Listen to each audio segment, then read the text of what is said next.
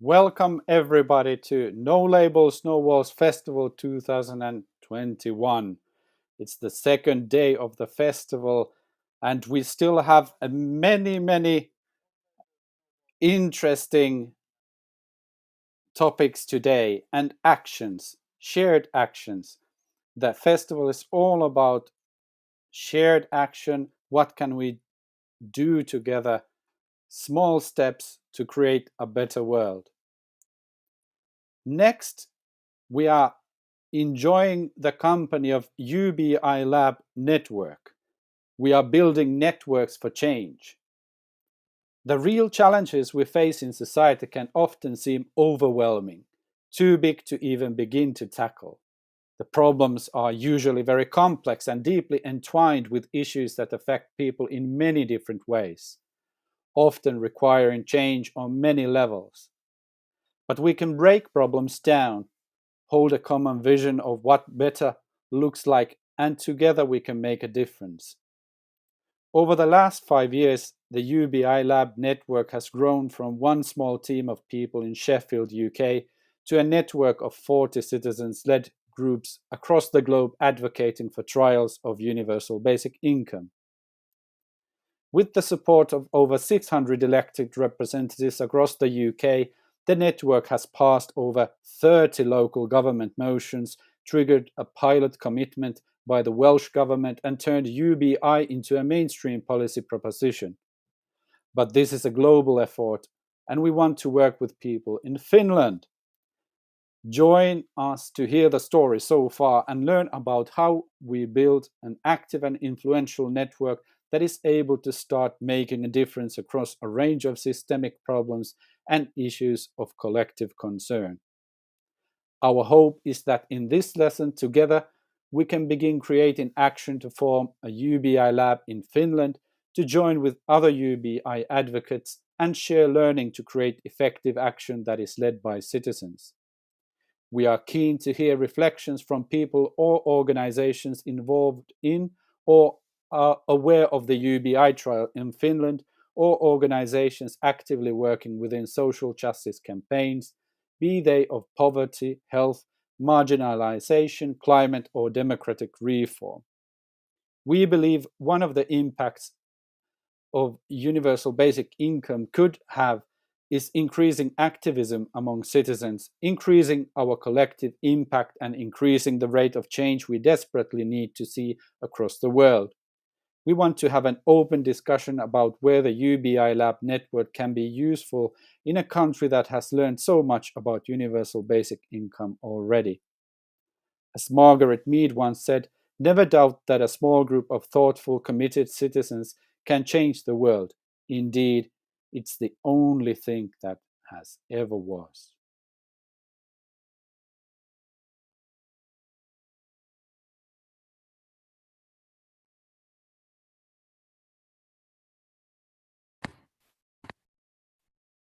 Welcome, everybody. This is Markus Vähälä from No Labels, No Walls Festival 2021. We are live on air internationally everywhere. So welcome, Johnny, Josiane, and Sam from UBI Labs. We are so delighted to have you with us today, as No Labels, No Walls Festival is celebrating shared actions. How can we create actions to change the world?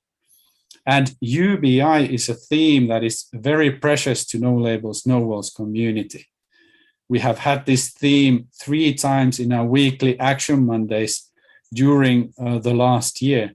So people are interested to meet and greet a group that has had success in UK and internationally of building a network around UBI. And Johnny, how are you and what are we planning to do today? Hey Marcus, I'm good. Thank you very much for having us. It's a pleasure to be joining you once again. We have planned for today a brief overview of kind of some of the work that we've been doing and some of the examples that we have of taking action collectively together and building and learning on actions from each other that we've done, mainly centered around the UK. So to present that kind of framework of how we're constantly learning from each other, sharing with each other and adapting actions to make them appropriate for wherever we are. And then we've also got Josine, who's going to talk a little bit about the Hague Lab in the Netherlands that started, and a little bit from her personal perspective and the team there about why they want to get involved in this and how it maybe connects to different social justice campaigns and different causes that we all think very highly of and are important. And then we thought we'd open it up for some discussions around how people think this links to maybe some of the areas that they work in, and then talk about how we find ways to collaborate, find ways to start labs, look at how we might join in some of the actions that will already be taken and create some new ones.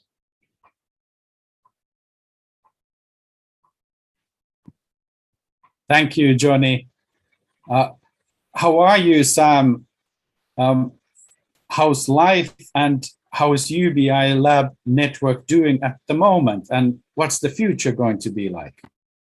Yeah, everything's pretty good at the moment. I think we're just continuing to sort of take advantage of the moment and the opportunities that are kind of presented by the pandemic, which is obviously terrible in so many ways, but also presents these opportunities to kind of shift the conversation forward on things like social security and the idea of the welfare state. And I think by the end of my lifetime, I think I'll look back at this kind of time, and I guess like my parents look back on the Second World War, and then all the stuff that came after it, you know, all like the creation of the welfare state in Britain and the NHS and the social security system.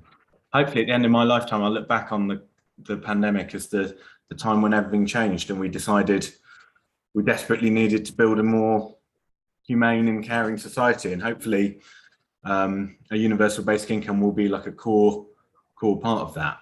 So yeah, no, exciting projects. We've got a big new proposal coming up, and we're hoping to get a big load of press coverage for that. So yeah, it's all good. We would be excited to hear more later about this proposal, because I think we need new kind of proposals everywhere, how to live the life in a sustainable way.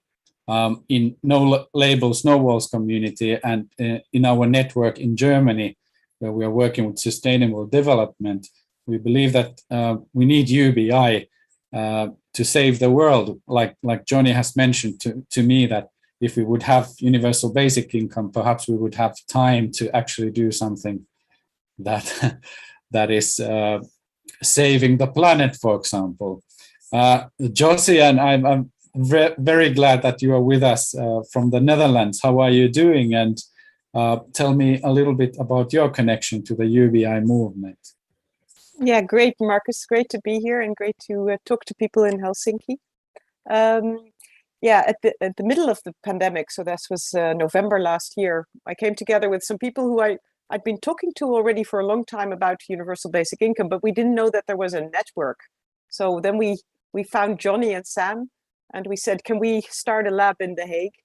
And it's funny, we're a group of quite random people. So one person is working in the healthcare, and she's especially seeing a lot of people with stress related, money stress leading to physical stress, because Holland is a country with lots of people have lots of personal debts, and everybody's sort of, feeling miserable in a very rich country. People are feeling super miserable. And so she looks from the health part. There's one woman who's a women's activist, and she sees all the child poverty and women, staying either in marriages or abusive situations because they don't have a basic income. So there's that angle. There's also quite a not right wing, but a pension a man who used to be an ambassador for the Netherlands.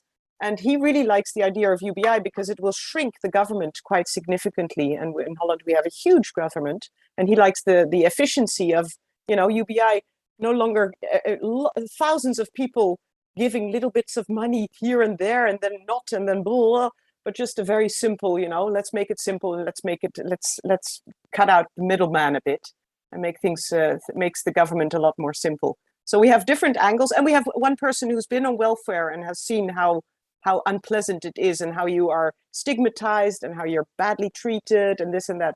So we come with a lot of different angles, and already just to be together and talk about UBI and getting our friends to start talking about UBI, it's just, it's one of those subjects that whenever you see a problem in the world, you can sort of say, hey, UBI would really make these things a lot better.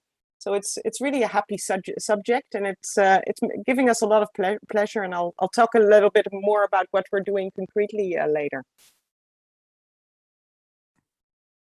Thank you, Josie. And talking about a rich country with miserable people, Michael, how is it life in California and UBI?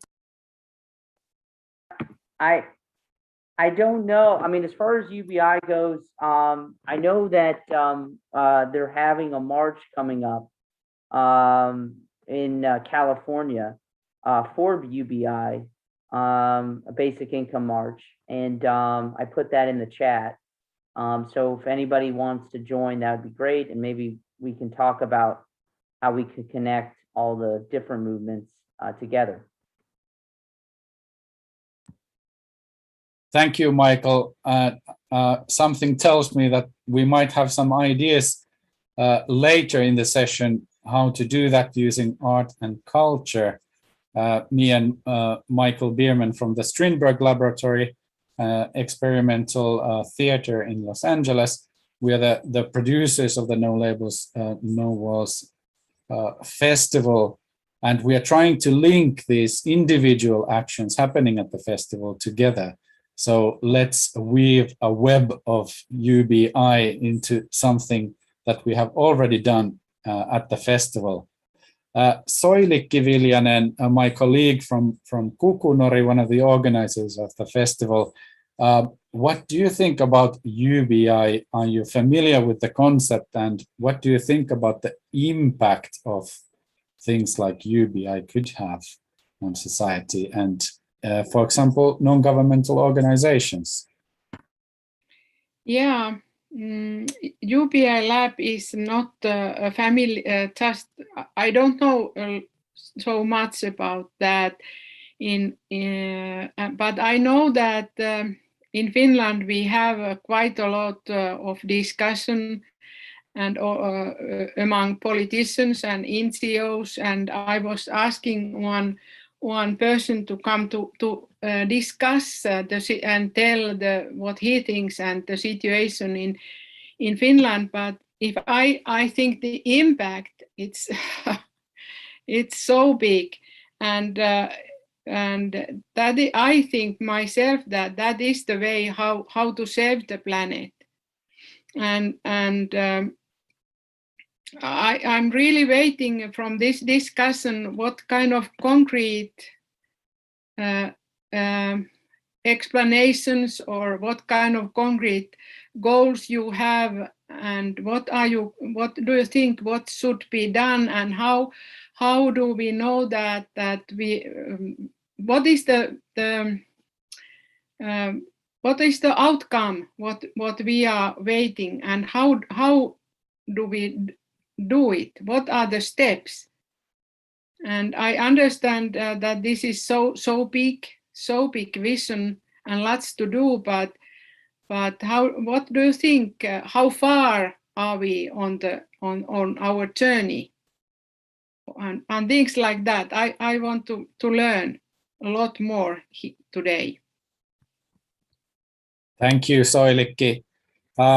One of the founders of the No Labels, No Walls movement, and tonight's artist, Riku Turpeinen. What do you think about universal basic income, and what would that mean for artists and people working in art and culture? What do you think?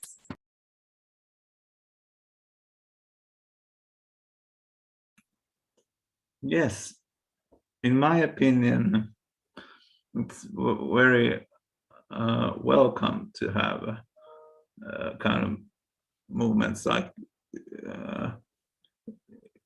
this, because it always brings people together and giving unique and fresh new voices and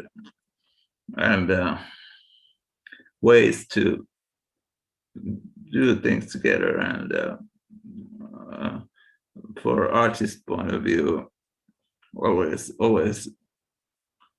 fresh sense of heart and part of fresh start, I can say, as I say in my new song. In Finland, we've been discussing about how the COVID situation has crippled art and culture scene, and people are suffering, families are suffering, and people are feeling that they are not treated equally. And this kind of assistance would immediately help artists and people in this case. But yes, we've been quarreling about the quickness of the government to put out propositions and real life action around making family and life sustainable for people working in art and culture. Elena, welcome to the session. Would you like to introduce yourself, and are you familiar with universal basic income? Hi there. I'm currently part of the network with a new lab, but I've been interested in what happens next in Finland. So the connection to Finland is why I'm here today after the amazing trial. Just wondering if, for example, there is any progress on what happens next, if perhaps there's a political party forming in Finland, and what was learned from the trials. As I understand it, they were disadvantaged by being designed being designed in participation with people effectively on universal credit. So it actually showed how little that works, which makes me think that as proof that would encourage people to design it better or differently. I'm not sure if that makes sense, but perhaps you catch my drift. There's a lot of fantastic stuff to learn from that trial. So I'm wondering what happens next. Thank you, Elena. I'm not very familiar about the future, but I'm trying to seek out information about the future. The cabinet has been busy with all sorts of things related to COVID lately, but that means that they are also more open to new propositions. And I am hoping that the Ubi Lab Network could create this kind of propositions locally, and we need this kind of country-to-country reflection. Alison, welcome to the No Labels, No Walls Festival. How are you doing, and are you familiar with universal basic income? Yes, I am. Hello, everyone. I came on before and I slightly panicked because there were only 8 of you. I thought it was gate crashing some private meetings. And then Sam said, "Oh no, come along." I'm in Manchester in the north of England, and I'm one of the people trying to get the Ubi Lab Manchester, or recently we've been thinking of Ubi Lab Greater Manchester going, and I'm always really wanting to learn more about what's what comes out the pilots, because we're trying to persuade our mayor Andy Burnham to go with this, to run with UBI. So the more grist to the mill we can get of the positive stuff that comes out of the pilots, the better. And I want to have as good a handle as I can on the detail, the real detail of it, so that when people come back at me and say, "Well, come on, what did come out of it?" You're not just sort of talking in generalities. There's some really useful stuff that you can tell them. That's me. Thank you. Thank you, Alison. And you can always gate crash. No labels, no walls.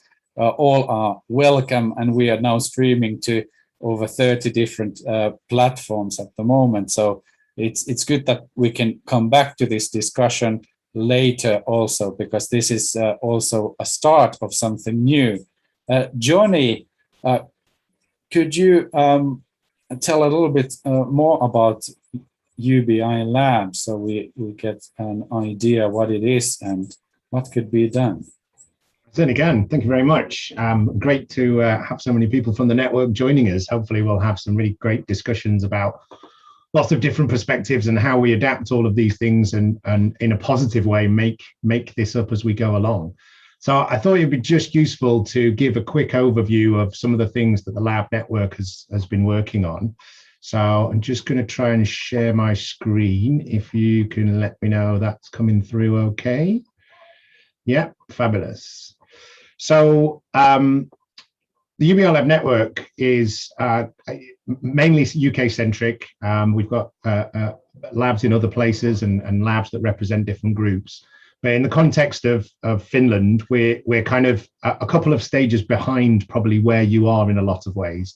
So the idea of the Lab Network is that it's all focused around this idea of testing and finding out evidence and discussing that and doing that at an academic level and a very kind of rigorous academic level, but also from that very personal level, looking at the quantitative and the qualitative understanding and insights for people, communities, the economy and the planet.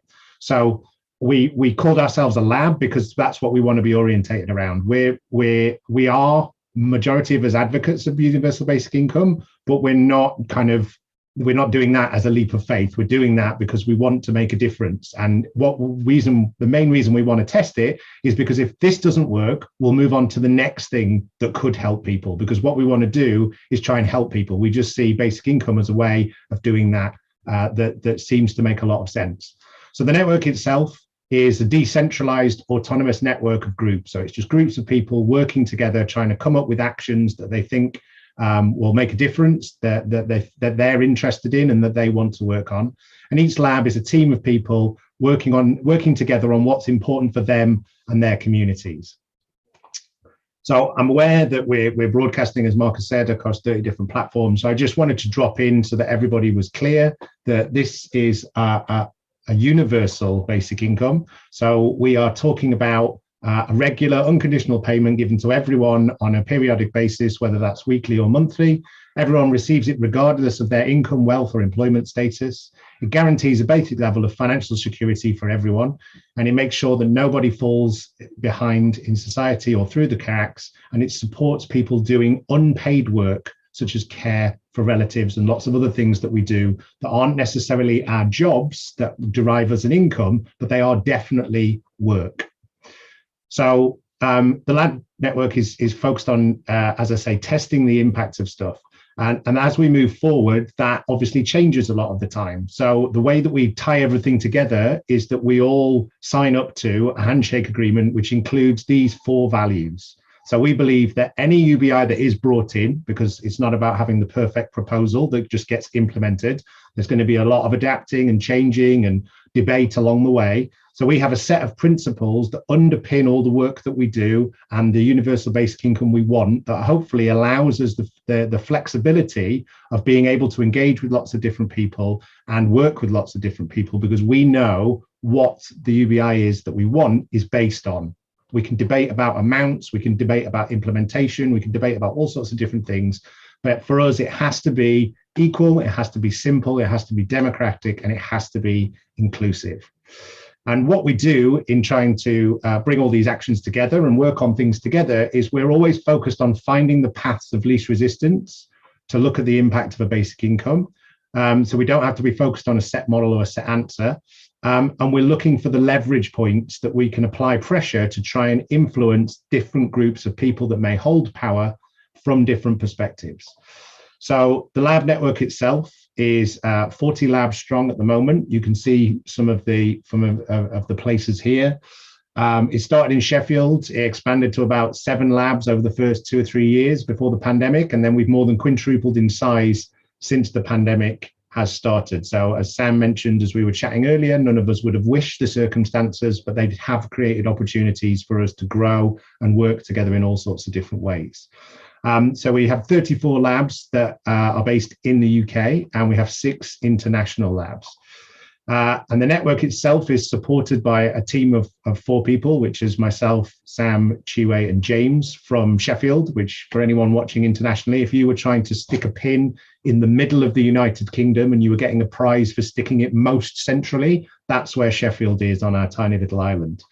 And what we do is that we support all of the groups across the network once they've decided what actions they would like to take and what they would like to work on. We all create resources, we all share those resources.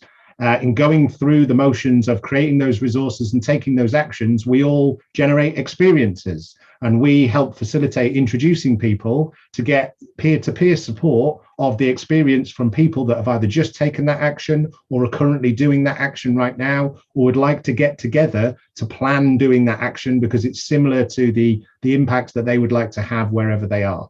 We create papers, we create pilot proposals, and we create campaign materials, as you would expect from any campaigning organization. And then we share them collectively to allow people to adapt them so that they are conveyed in the language, with the nuance, and with the understanding of their local community. Because the expertise that we value the most, and we have politicians, we have academics with the network, we have PhDs, but the expertise we value the most in the network is lived experience. We change things and we change the world one person at a time. And the knowledge that you have, that you've gained over years and decades to know what to say to your neighbor, or how to say it, or how to engage with the community where you are based, whether that's non-geographically or geographically, is the most valuable thing, because that's the thing that becomes persuasive. That is an area of expertise that everybody has, and that allows us all to work together on creating communities. But it also allows us to look at things from lots of different perspectives. So each one of those resources that we create is adapted so it's appropriate for people from different places, but also with different lived experiences, which hopefully gives us an amazing portfolio of things to work with people on and engage with. As you would expect, we also run different events. Again, that as anybody that's engaged with basic income knows, it's a massive subject. It's really complex. It's got loads of different facets to it. So we try and put on events that are specific geographically to where people are, that are specific to different issues around kind of the future of work, or health and well-being, or campaigning, or looking across different borders to see what's happening in America, or even just getting together for a social and a conversation so we can chat more freely. And I just thought I'd mention a few of the specific actions that we've taken. So one of the things we've done in the UK, because we're constantly trying to find ways to engage, is to get local councils to pass motions calling on central government to trial basic income where they are. We've managed to pass or help people pass 32 of those. So 32 councils across the country have taken actions that are visible to the whole of their locality. And then usually with Sam's prowess and expertise, we try and get national press, but also local press for those actions. So here's a piece we've got in The Guardian for the Sheffield motion. This is one for Leeds. This is one for Hull. But we also find that whenever you're taking an action, as Sam would say, I'm going to steal his words now, if it doesn't appear in the media and no one hears about it, it might as well never have happened. So one of the important things about taking actions is also thinking about how that translates into communicating that to other people. Obviously, we have social media as a tool at our disposal, but getting it in the paper is great. National, wonderful, it feels good. But actually, we found that getting it in the local paper, where someone goes, oh, that thing that I've seen from afar is happening where I am, actually brings them to... I'm sorry to interrupt. There's some text on your screen. I think somebody... Oh, is someone hacking in? What's happened there? Oh, is this because someone's posted the Zoom link on? Sorry about that. Perhaps we can continue. Just a second.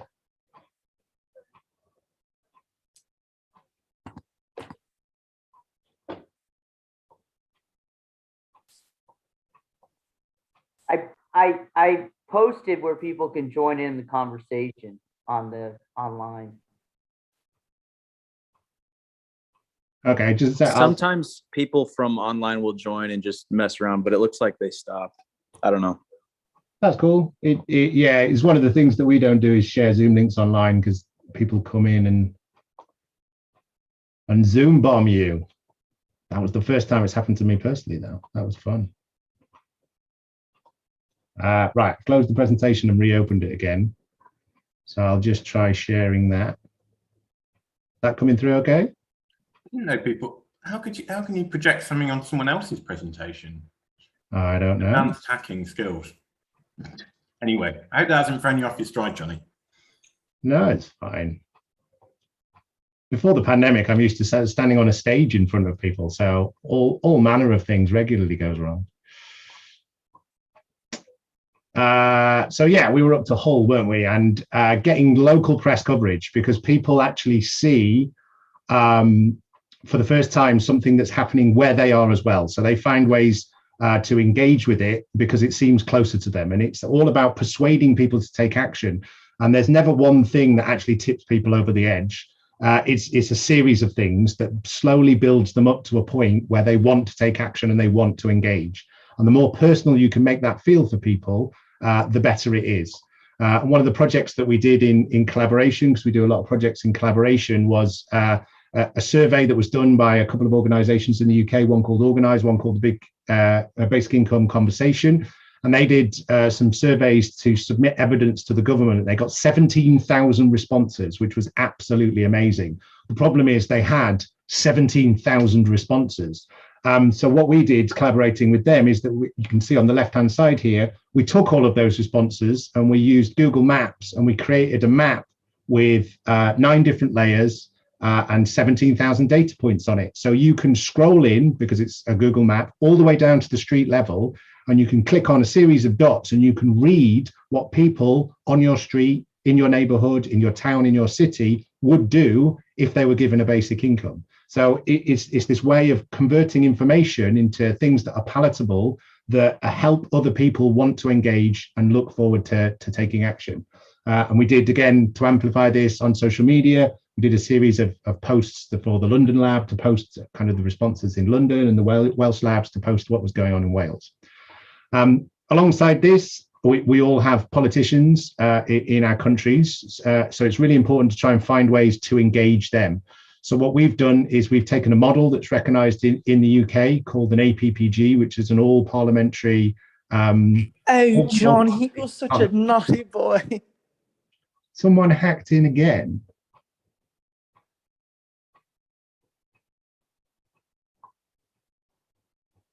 Should I just carry on, or can you work out who it is? Carry on, Johnny, please, Daddy, please. Whoever the admin needs to kick that Marcus Tim Wilson and person Johnny, oh my, you guys are so naughty. So it's Tim, right? It is me, Timmy. Oh, Johnny. Oh, thanks for joining us, Tim. As far as Zoom bombs go, this is quite innocent and nice. Cool. So we have something that happens in the UK called all-party parliamentary groups, but they're only representative of people that reside in Parliament. And obviously, basic income is about engaging people further and wider across the country. So we created a hybrid model of that has an even longer abbreviation. But it basically means that it includes local representatives as well as parliamentary representatives. So we formed a group. We have 6 co-chairs of that are representative of the 4 nations of the United Kingdom. And we've brought them together, and we've brought groups of local councillors, mayors, members of Parliament, members of the devolved administration parliaments in Wales, Scotland, and as we move forward with Northern Ireland as well. And they create a series of actions, and we are the secretariat for that. So we help them support and have monthly meetings with politicians to give them information and come up with actions for them to take to try and make universal basic income more visible and try and move it along so that when they're in different situations, they're talking about it as well. So we did an action where we got 520 elected representatives to co-sign a letter that went to the Chancellor of the country. We supported that with the backup of people to put on social media that they were supporting the politicians. And that got us some lovely coverage in The Guardian, one of the most well-respected national newspapers, which was great. I'll quickly go through just a couple of the other actions we've taken.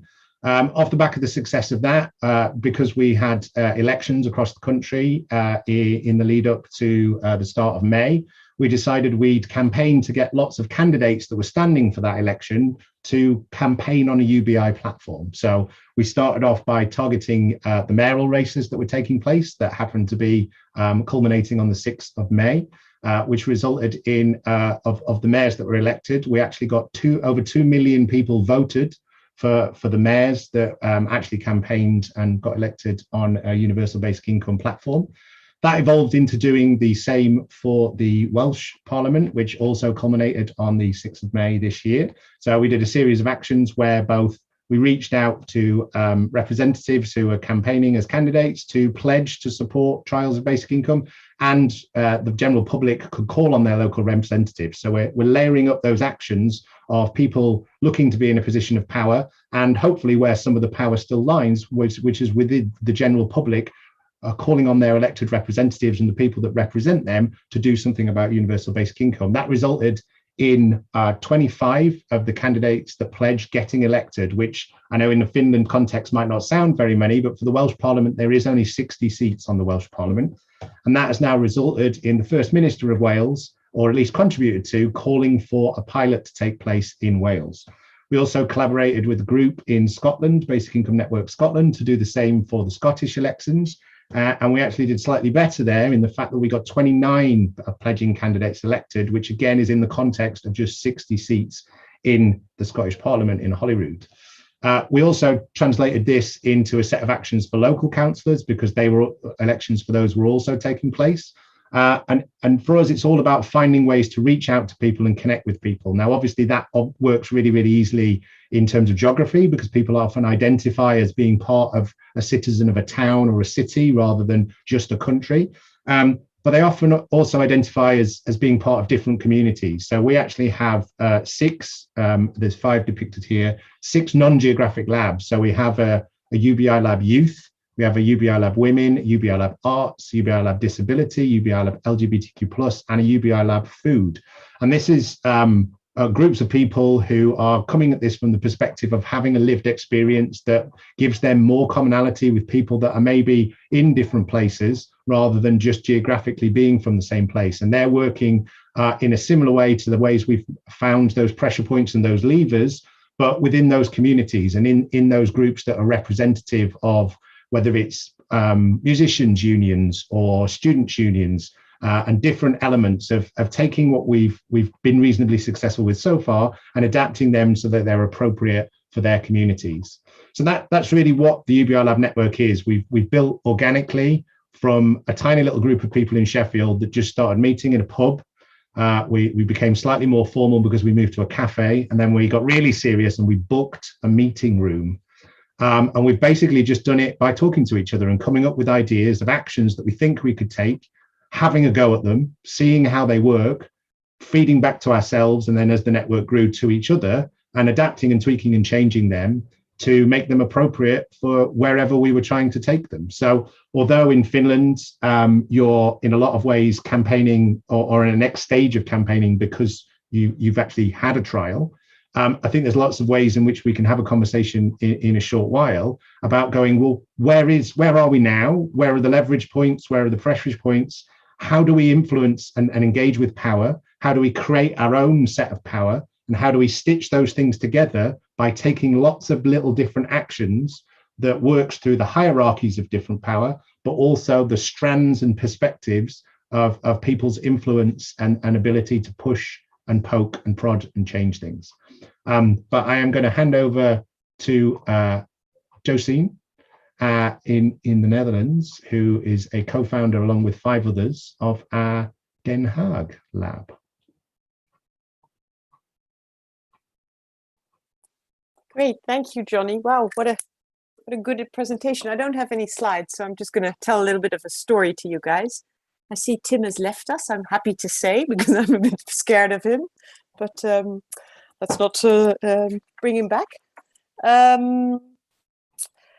Yeah, what to say? So, well, what Johnny was just saying, I mean, the UK is way ahead of us. So I'm always a little bit I'm sort of a little bit jealous when I hear all these representatives and it's all going so great there. But of course, it's also very good that these things are moving quickly. The UK, of course, also is a country on its own, has its own monetary, economic policies, whilst the EU countries, we're one big European Union. So things can also be a little bit slower maybe in the EU. What we're doing in The Hague, we're really focusing. So we're thinking big, but we're acting small, and that's how we take it. So the thinking big is really, the UBI is such a good is such a good solution for so many problems that we're seeing right now in a post-capitalist society that is really breaking down, not only at the fringes, but I would say even at the heart. Things are really going, getting more and more painful from a daily perspective, and UBI can really almost like switch things around very significantly, actually in quite an easy way, because it's just making sure that money gets pumped around in a different way. So it's really fun to talk about it. What we're doing is first of all, we're talking to everybody we know about it. So that's really on the popular side, just talking to people, the people we know, getting people together, and making sure that we just discuss it wherever we can. Last week I was at a meditation retreat, and there were two people from different cities in The Hague who said to me, "Give me more information. We're going to start one in my city as well," because it's just it's just a fun, in a way. It's almost like how do you say, an antidote for all the cynical bad stuff that we're seeing. Talking about UBI makes you feel a lot better, and that's already a good start.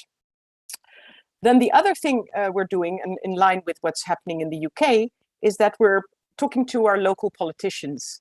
And that was actually quite amazing. It was, I thought that would be the part that would take it forever and be very tough to do. But actually that went so quickly. We talked to 3 local parties, reasonably big ones, and all 3 of them were very impressed. They really they were already thinking about it. And we now have, at least I've verified one in the new election for, we're going to have local elections at the beginning of 2022. And this one party has actually got it in its program. So we're making sure that they are putting this trial of UBI in the Hague, in our own home city, that they're putting that in their political programs. And that's the first step to actually getting it done. I see Johnny. Oh, not raising your hand, clapping. Thank you, Johnny. Thanks. Okay, nice. So that's that. And then the other part, and that's the part, I'm an economist, so I really like talking about the money aspects. And I'm actually a macroeconomist. So, looking at the whole macro side of things, how money, I heard somebody saying about quantitative easing, people's quantitative easing, how money has been flowing so much to the large corporations run typically by men, and making them earn a lot of money. It would be so healthy if money could start flowing much more towards people, who are looking after kids, who are making beautiful music, who are looking after gardens, typically a lot of these people are also often women. So it would be so healthy to just get small amounts of money flowing into correct places, as opposed to very large amounts of money flowing into the old-fashioned structures.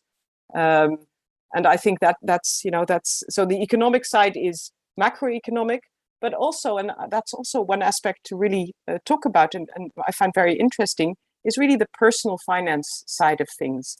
So, and one of my co-founders is Marie-Christine, and she has been living on welfare for quite a large part of her life. Now she has a job again. She's working as a mechanic. So she's earning money, but also always on a very, very low income.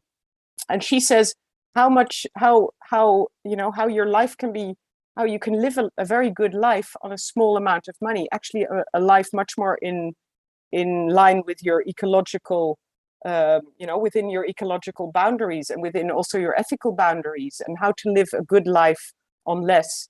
That's also a part of the conversation that makes a lot of sense, because the basic income that we're talking about is not going to allow people, it's not going to allow for three holidays abroad typically. It's a basic income, and talking about how we view money, both from a macro perspective, but also very much from a personal micro perspective, I think is also an interesting and healthy conversation. So we're working on these parts, and one of the great things of a network is that you have all these different people who are interested in UBI like we are. So we talk to once a month. There's a whole all the different labs come together. There's the possibility, of course, to talk to the women's lab or to the disability lab or the food lab and take the angle of one of these specific labs. And then there's also the international labs, who are like us, the first labs in a country, and working typically also with other organizations. We have one in Jakarta in Indonesia, in Bucharest, in Washington, and what is it in up there with you guys, but not what is it, Iceland, the Nordic one there, and then in the Netherlands. And it's just a lot of fun, and I really believe that it's one of those really basically sound ideas that the more every little push that you can give to it is helpful, because it needs some more people to talk about it and to understand that even though it's very different from the past way of money structuring, I mean, actually that's a good thing, right? Because the current structures of money structures are really, really not healthy. So it's quite different, but it's also quite a basic, it's a universal basic income. So it's quite a basic idea. There's nothing too wild about it. I like the fact that it can trigger your imagination. There is a boldness and some courage needed. But I think we're seeing so many the problems we're having, not just ecologically but socially, in the money world, are piling and piling up. At some point, that pile is just going to be so high that it's going to tumble down. And then it's good to have a good basic idea to help us to help guide us through that. That's about it. Brilliant. Thank you, Josie.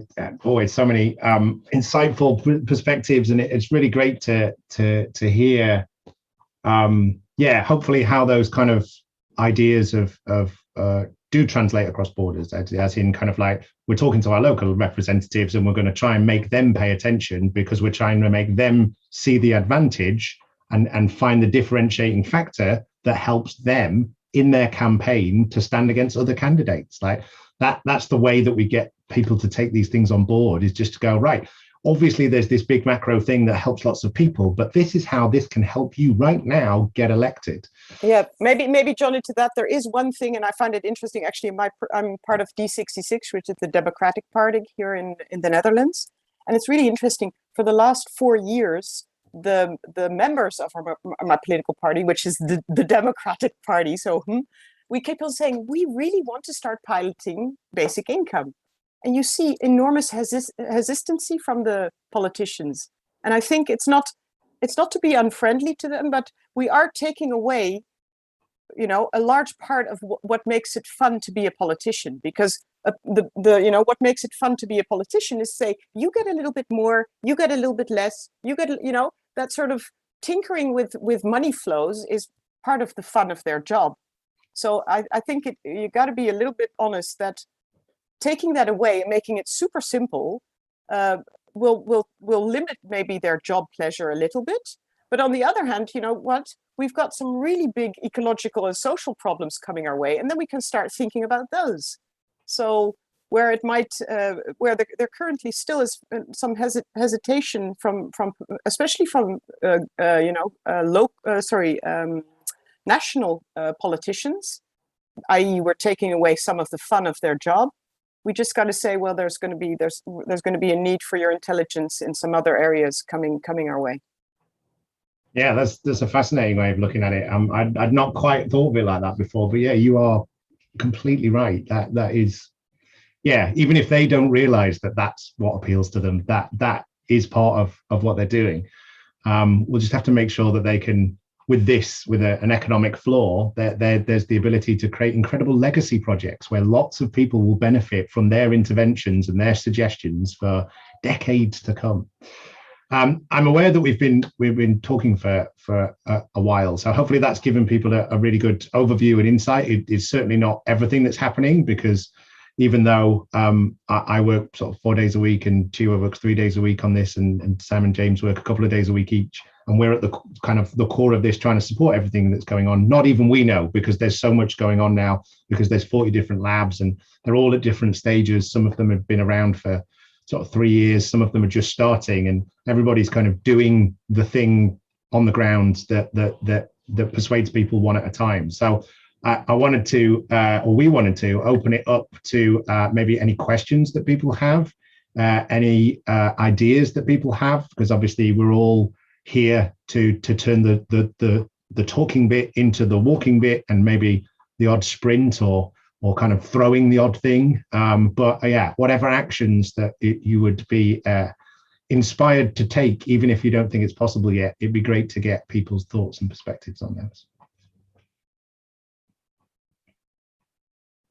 Thank you so much, Johnny. Hannele, welcome to the event. What do you think about UBI and UBI Labs? Hello, everyone. I just popped in actually by accident. So I'm just listening, and it sounds really great. I think I'm not so familiar of the thing, but anyway, it's interesting, and I want to learn more. Thank you. Thank you, Hannele. And to be able to learn more, what does it need to become a UBI lab? Does it cost something? Does it take time? Do you have to have an organization around UBI lab? A really useful and very simple base level question that we should have probably covered. Thank you, Marcus. So we've tried to make it as simple as possible. We started this as in a very simple way, and just tried to create something that was easily replicable by others if they thought it was worthwhile doing. So we have what we call a handshake agreement. So that's just to make sure that on paper people understand what responsibility they're taking on, mainly in the context of going, well, you're now going to be a representative of 40 other groups across the world. So when you are speaking to people, or when you are posting things online, just be mindful of that, and you're representative of lots of different people. So we typically have a Zoom meeting with people, talk about a little bit about their background and their interest in basic income. And then we start to talk about what they would like to campaign on. We have that handshake agreement. Once that's in place, you get access to all of the resources. They're in shared folders. We're here as a core support team. There's absolutely no cost to it whatsoever. You are kind of signing up to take on the responsibility of trying to move basic income forward wherever you are. So we're pretty open to that, because it's not like you're benefiting financially. You're taking on responsibility of spending some time doing something that is, we think, very much worthwhile. And we work with you to create a brand for your lab. So obviously we have quite a strong brand that ties everything together. It's very image led. So we create a brand that is hopefully the brief for creating the brand is it allows people that live or are a part of your community, that image would make them feel proud of that place, but also in the context of it being an international network, it's unique and different, so that when looking in from the outside, if you don't know that area, it's also interesting. So hopefully what we have is 40 brands that are connected together in a way that means that when someone goes knocking on a door, they're clearly part of a bigger network, which makes them much more likely to get a response. But we've lowered the barriers to accessing that ability and hopefully that influence to as low as they can get to. And then it's really just starting that process of learning the bits that you want to learn. We certainly don't have a specific sort of basic income that you have to learn the glossary of. We're all learning it in different contexts. When people have questions, we introduce them to the economists in the network, or the researchers in the network, or the politicians in the network, and that's how we share knowledge. So it's really access to an ecosystem that is being offered with the lab network, and it's just a simple sort of 3-page document that lasts for a year. The only real obligation is to try and put on sort of 4 events within that 12 months, so that you're being active. We've not stuck to that as strictly as one might do in normal times, because apparently we're in the middle of a little bit of a crisis at the moment. So we're being really flexible with that. And we've got lots of different labs at lots of different stages. We've got labs that are just a couple of people that are currently in the process of talking to people in their communities, in their towns, trying to gather people around them. And we've got labs that are sort of 10, 15, 20 people strong, or that have almost broken down into little groups taking different actions. Thank you, Johnny. Josie, can you explain how did you create the Ubi Lab in Den Haag? Yeah, I came across this in a book about basic income, a bit of an obscure book, something from a professor, which I was reading, and I saw, hey, Ubi Lab Network, and I contacted Johnny, and then I had a call with Johnny and Sam, I think it was, at the initial stages. And I thought, wow, this is great. I can finally, I always thought that I was one of the very few people thinking about basic income. And all of a sudden there are all these hundreds and thousands of people who are actually thinking that this is a really good idea. So it was a little bit like that moment in Toy Story 2, you know, and he sees all the same, thing that he is himself. So it was a great feast of recognition. And then I gathered these other people here in The Hague whom I already knew. I didn't want to have anybody, because I'm a salesperson, so I didn't want to have anybody that I was selling to. So it needed to be people who were autonomously interested in basic income. But I found these 5 other people. And I actually forgot to mention one guy who's a young guy who's just finished his studies. And for him, he keeps on saying, basic income is inevitable. He's certain, because he's still quite young, he's like 21. And he's certain that in his, in a foreseeable future, there's going to be a basic income. From a youth perspective, it makes so much sense. So we got together, and we're this. I do like the fact that we are people from very much different perspectives. So if you set up a group like this, don't go too homogeneous, because then it quickly gets a little bit boring. So the more diverse, the better, probably. And also then you have a lot of different sets of friends and knowledge to get together. And then we come together once a month, and we plan either we have great plans to do a real life event. We did not want to start with a Zoom event, because we didn't feel, you want to start with real life event. And of course, through COVID, we couldn't. So for some months, that's why we put a lot of work on talking to the local politicians, because that went actually quite well with Zoom. And we've also been talking, that was actually quite cool. One of the ladies, she's a surfer, and through the surf club, she knows one of the really big lobbyists here in the Netherlands, who's going to help us. We did our arguments towards him, and he said, no, you can do a lot better. So he's going to help us, really sharpen our knives as the arguments go.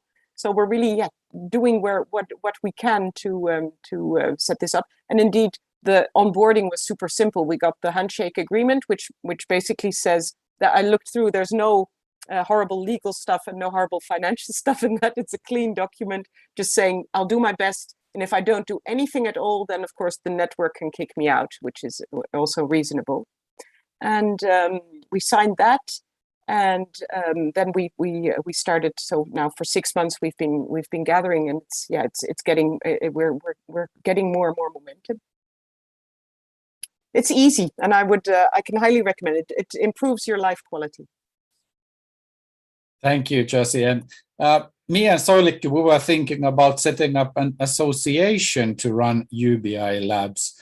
Are there any examples of having a UBI lab linked to a company or an association or any other type of organization, or is it just group of people coming together and decided that we are the UBI Lab?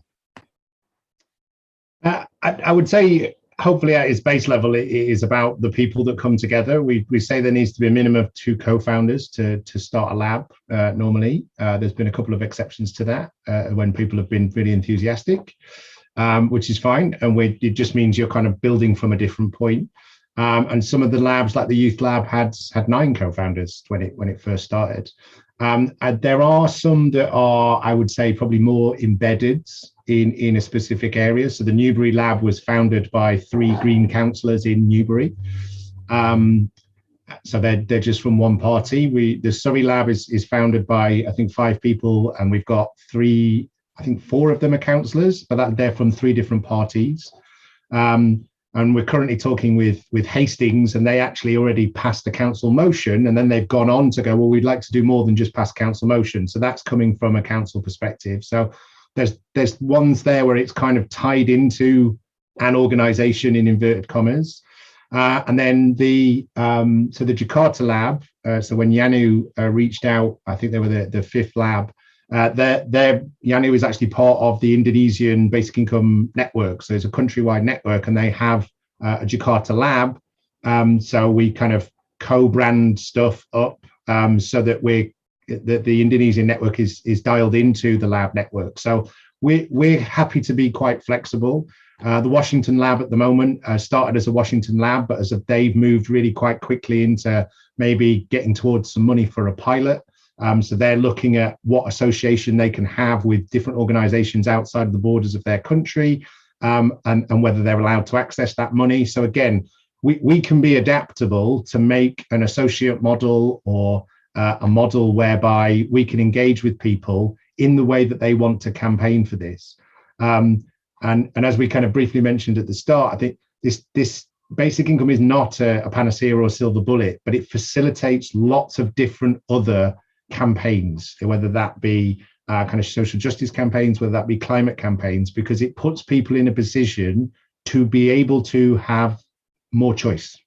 And if you have more choice about how you spend your time and what you do with that time, then we have the opportunity to get more people involved in hopefully solving more problems. And that's why, as an organization, as Opus, based in Sheffield, that the 4 of the core team work for, we picked this up as a project and moved forward with it, because we think it's the biggest leap forward in facilitating as many people as possible, bringing their expertise of lived experiences into making and, well, hopefully having an impact on making systemic change. So the more ways we can associate with current organizations or groups, or however we want to do that in an affiliate way, as long as there's a personal connection, so we've all got someone to talk with and talk to, I think we can make just about anything work. Thank you, Johnny. We were thinking about sustainability.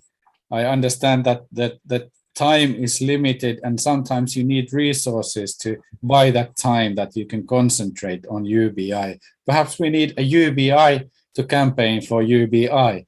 But before that, are there any examples that have been people creating project applications, getting funding by donations, and how does that work? Do people and groups and UBI labs need money to run UBI lab activity? So we've managed to get holds of bits of funding, and we've managed to find bits of chunks of funding in kind of small bits to help people overcome barriers that can be easily solved with a kind of a financial solution. Interestingly, you say a UBI to fund a UBI. There's a good friend of the network called Scott Santens, and he is a full-time UBI campaigner and exists basically by releasing stuff on Patreon. So he basically has a crowd-funded UBI, and he uses that to campaign for universal basic income. So it is possible. We also do take little bits of donations, and that's something that we're working on, is how we get better at funding and generating that revenue through donations.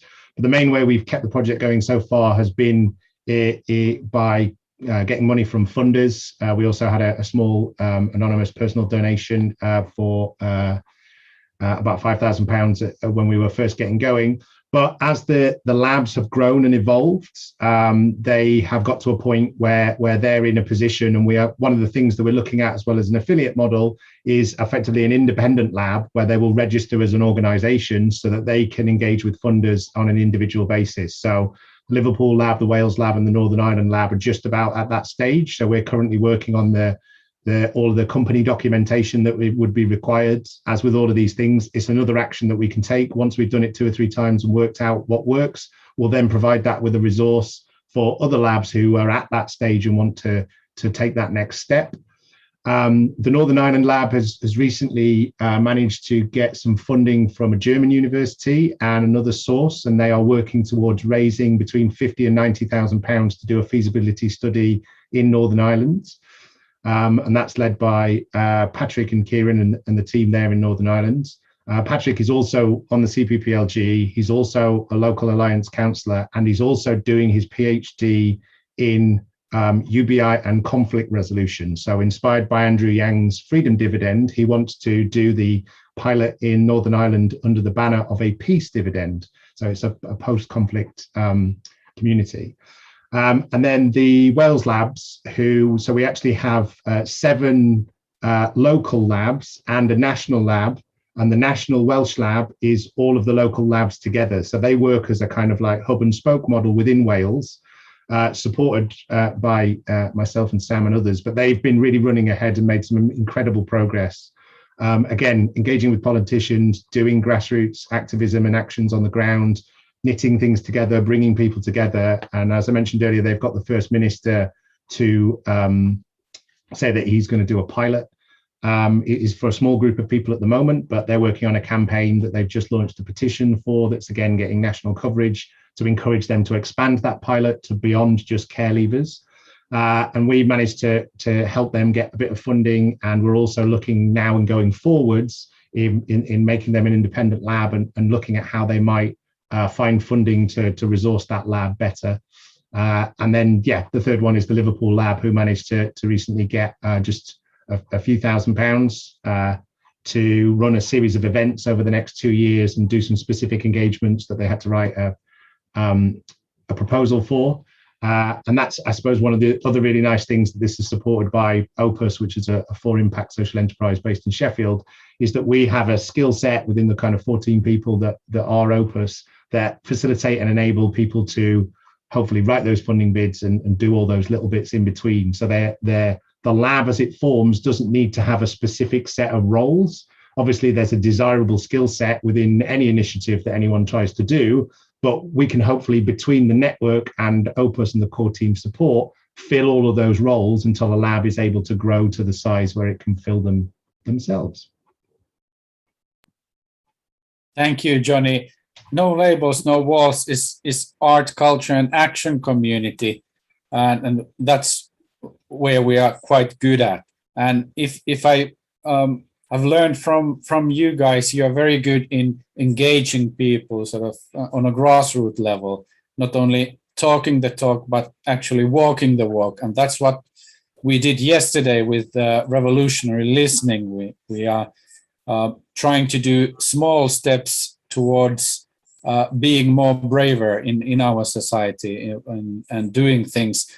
Michael, do you have some ideas that to connect the UBI Lab theme with art and culture action?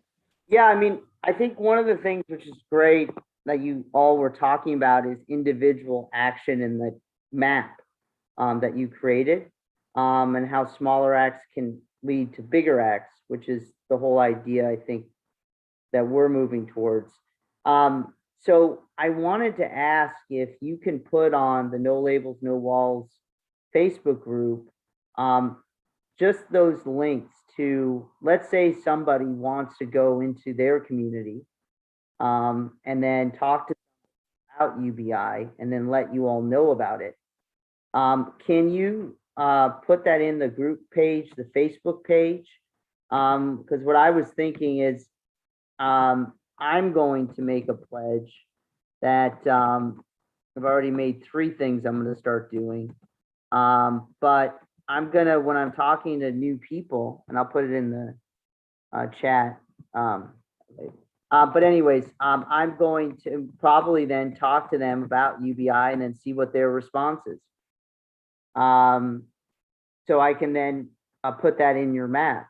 And then perhaps if we get other people in the communities to do it and ask them to also do it, then perhaps next year when we meet, we can have more of a summit of all these people going in and actually talking to people about UBI. Maybe that would be something that would be kind of cool. Because like I think it's great, like all this information, but without the action, I'm not sure what, you know what I mean? Like knowledge is great, but I think if you don't do it, it doesn't kind of matter. So anyways, just want to see your thoughts and see if you can do that. And then if you are having people obviously go in right now to other parts of like UK, Scotland, etc., can you also share that ongoing in the group page? So that would then hopefully inspire others to do the same. Yeah, definitely. So we've done a kind of series of maps, really. One is to represent that survey, but that is something that we could definitely sort of run as a project, even if we got people to submit thoughts or short videos or kind of bits from conversations or an image. Or I know that there's a lady called Jessie that I was chatting to that was part of the Ontario pilot in Canada. And one of the things that she did with her time getting a UBI was she'd always wanted to be a photographer, and she was working like 3 different jobs. And she actually took the UBI and spent that time learning how to do photography to the point where she could charge for it. And although that pilot was cut short, she managed to get within the 7 or 8 months that she did it to a point where she could charge money for it. And she quit her other jobs and became a photographer. And as part of a legacy for that, she took inspiration from, I don't know whether you've ever come across Humans of New York as an Instagram. It's a very famous Instagram where they go around and they interview people on the street and take photos of them. She took that idea and she's done Humans of Basic Income. So she actually gets people to write on a board what they would do with the basic income, and then people take a photo, and that obviously becomes the content for the feed. But she's still in contact with a lot of the people in Ontario, which I think it was done in 3 different places, and the distance that she has to go to meet people is actually a 17-hour drive, because it's on such a big scale that you probably understand a lot better, Michael, than maybe some of us in Europe, because we're on a bit of a different scale to North America. But she's kept in touch with a lot of them. So that's maybe, again, another way we could find little actions that people could do where we could take what happened in the survey and make it more fun and engaging in terms of social media. And if we can just capture that, all I need is a postcode, which we can anonymize so it's not exactly where you are, and we could create a map across the world or in specific places for that. So yeah, that sounds amazing. If you can like just put one post maybe this week on our group page, and then, you know, or even link to that idea, and then I'll start, you know, this week I'm planning on going at least one person. So I'll start kind of getting the ball rolling. And then perhaps we do have these Action Mondays. Perhaps we can then invite people in your field that's already done it, and then come up with more, just keep pounding, like you're saying, constant reminders. And then that way next year, you know, we can see where, you know, how far we got. What do you all think of that?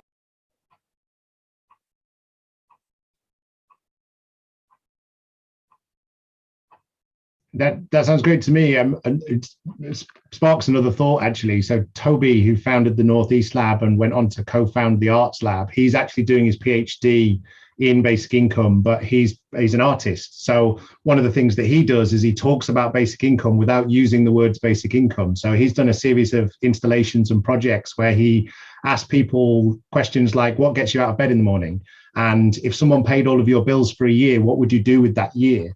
And it gets people thinking about what actually matters to them and has meaning for them, rather than introducing this thing that immediately gets into macroeconomics and policy and stuff like that. It gets people going, well, what does this matter to me? What would I do with that? So we could do it from that angle as well. That sounds great. So however you want to post, if you can, post the questions, how you want to ask. I'll be the first one. If anybody beats me to it, great. This week, and then we can check in and maybe get real life people who've actually done it, like just regular people doing it, on an Action Monday, or even sharing it or posting if they can't make it somehow. And then so we can start kind of digital platform that we've created for this kind of small actions leading to bigger actions with UBI. Does that seem okay? That's great. All right, great, fantastic. So Johnny, is there already a network around art and UBI that we could link No Labels, No Walls to? Because I think sometimes to create understanding, you have to be quite creative. And sometimes UBI, at least here in Finland, people tend to be a little bit scared of that. It's too difficult, or something that the politicians decide, or it's not for me. But the question that you raise, what would you do if you wouldn't have to work for a living, in a way, that kind of new kind of economical position to take responsibilities and create better society, that could be a very good thing for festivals also, something that people could join creatively too. Do you have some ideas that you have already done, or would you like to do in art, culture, and UBI? One thing, could you please open the connection now? Valtteri Aaltonen is waiting to Yes, Soilikki. And Soilikki, you can continue from the impact and sustainability point of view. What should we do to make UBI Lab Finland possible?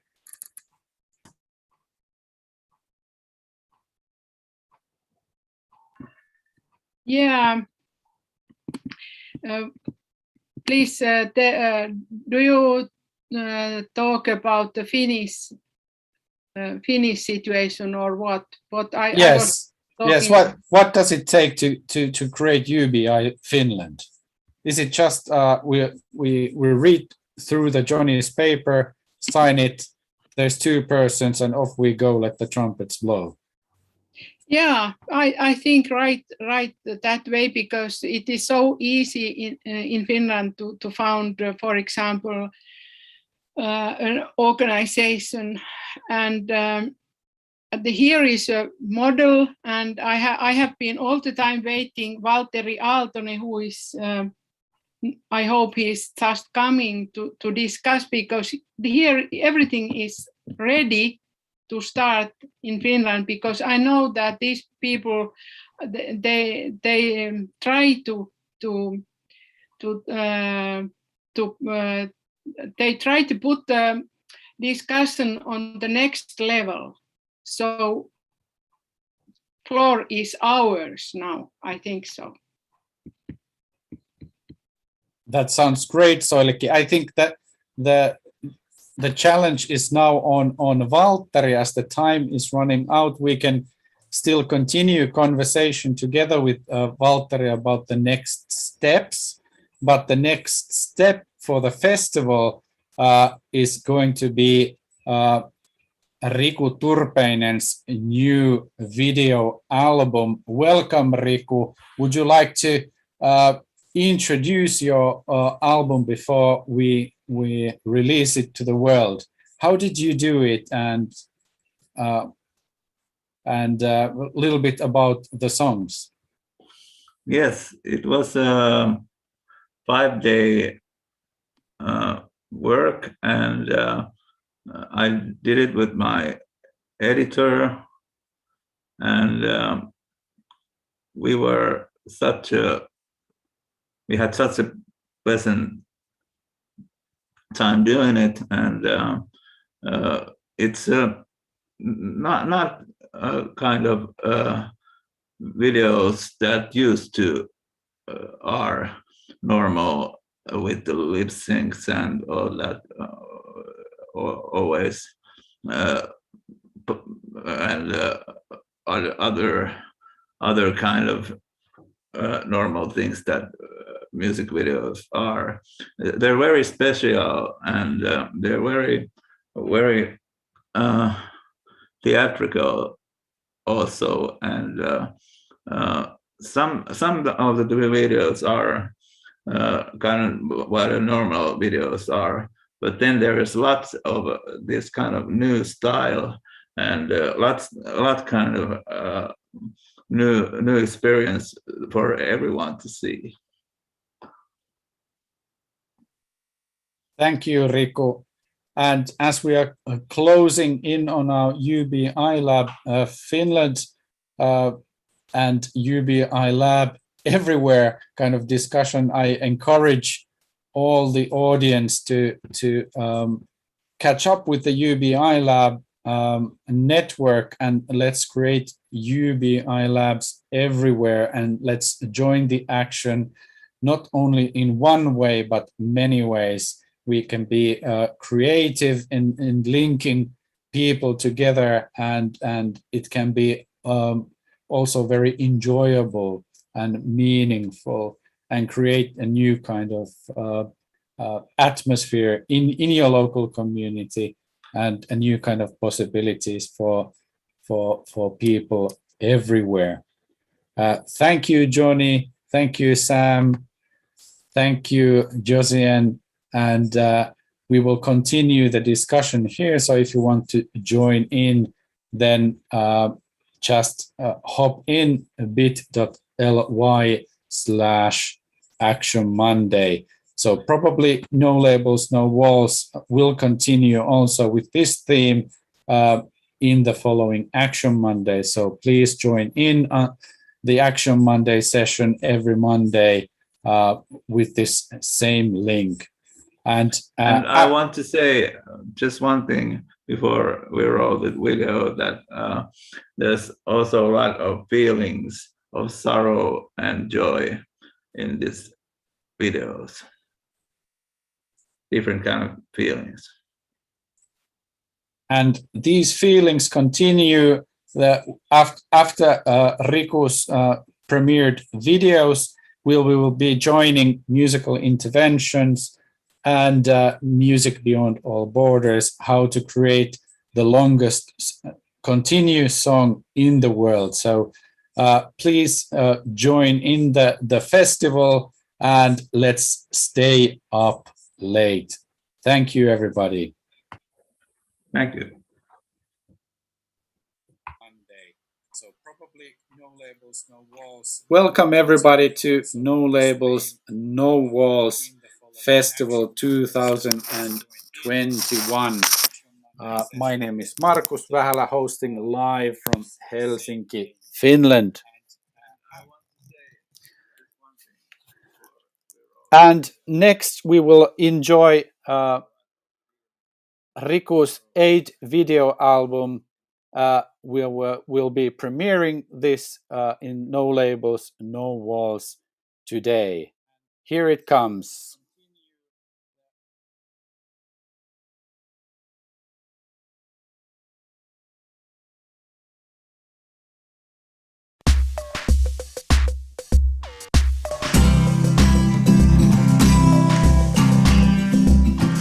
Through the barricades, over the walls. Yeah, we are passing.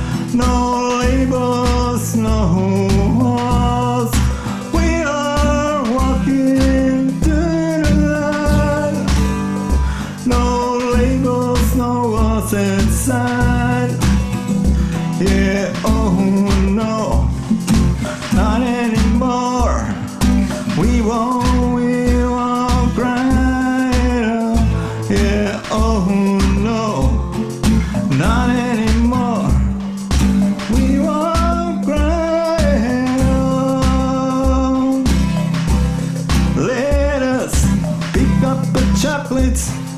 Pick up the candies we are baking. We are choosing the best items and persons to do the cake for precious people. Sake, we are walking through the doors. No labels, no walls. We are walking to the light. No labels, no walls inside. Yeah, oh no, not anymore. We won't cry.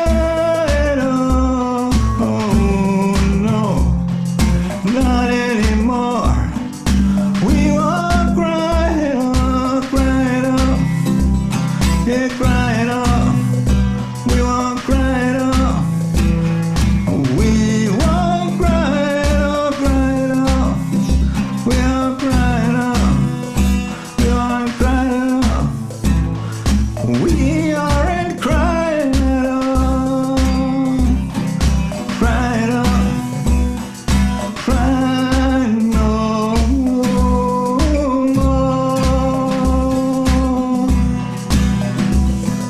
Cry no more.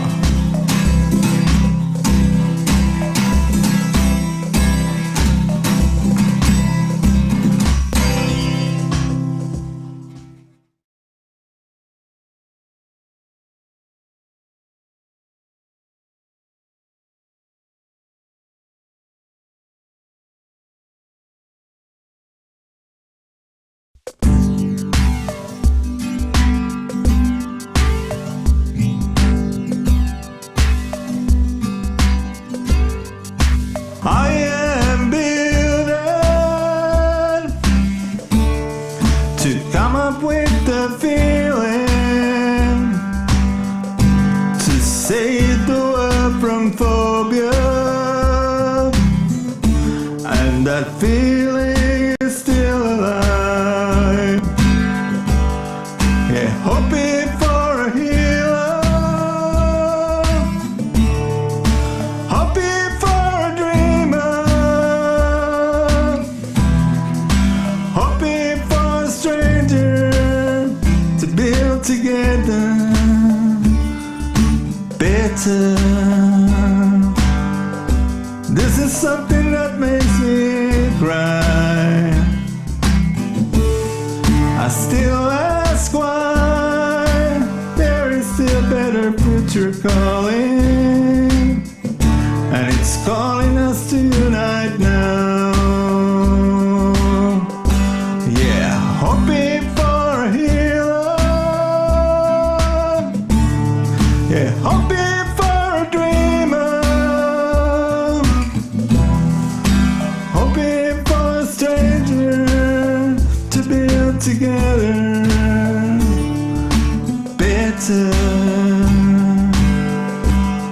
Yeah, hoping for a healer, hoping for a dreamer,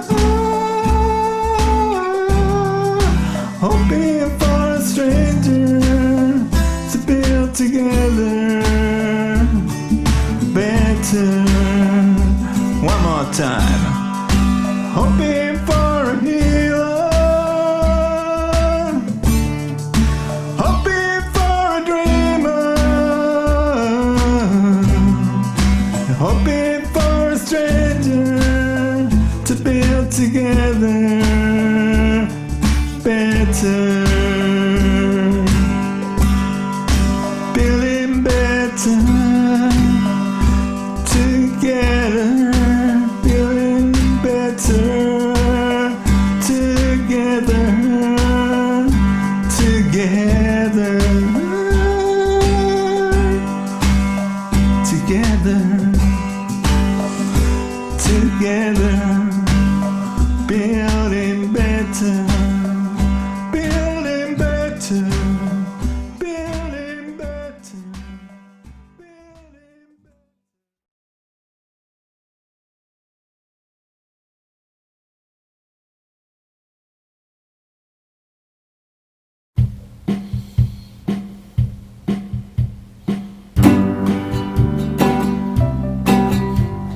positive, not being afraid.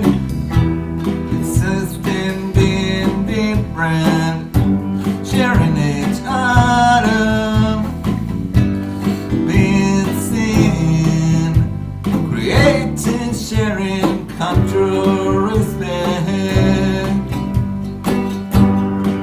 That's all there is. No labels, no walls. That's all there is. No labels, no walls. No labels, no walls. People coming together, encourage each other, being aware, learning dignity, building people, activating people, focusing diversity. That's all that is. No labels, no walls. That's all that is. No labels, no walls. No labels, no walls. No labels, no walls. No walls, no labels, no walls.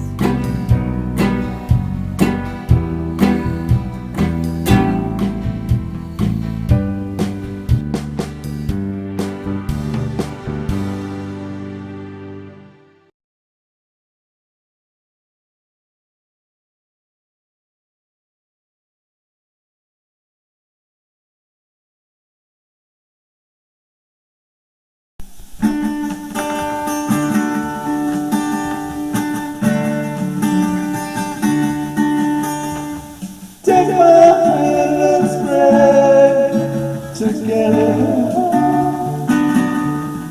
that the world will be safe. Put a heart in my heart, and your life will never be the same. You will forget the glory and pain.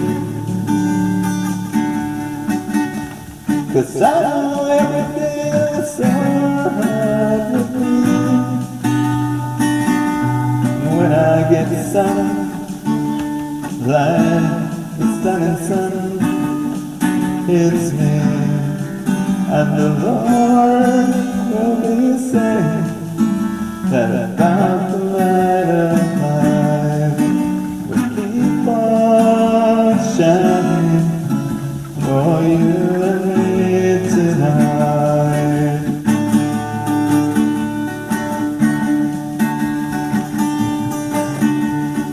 Touch my hand, let's believe together that we both in love, but believe inside your head and right to the sound that your life will never be the same. I know everything is alright with me when I get sunlight. The stunning sun hits me, and the Lord is saying that about the light of life will keep on shining on and on for you tonight. I know everything is alright with me when I get sunlight.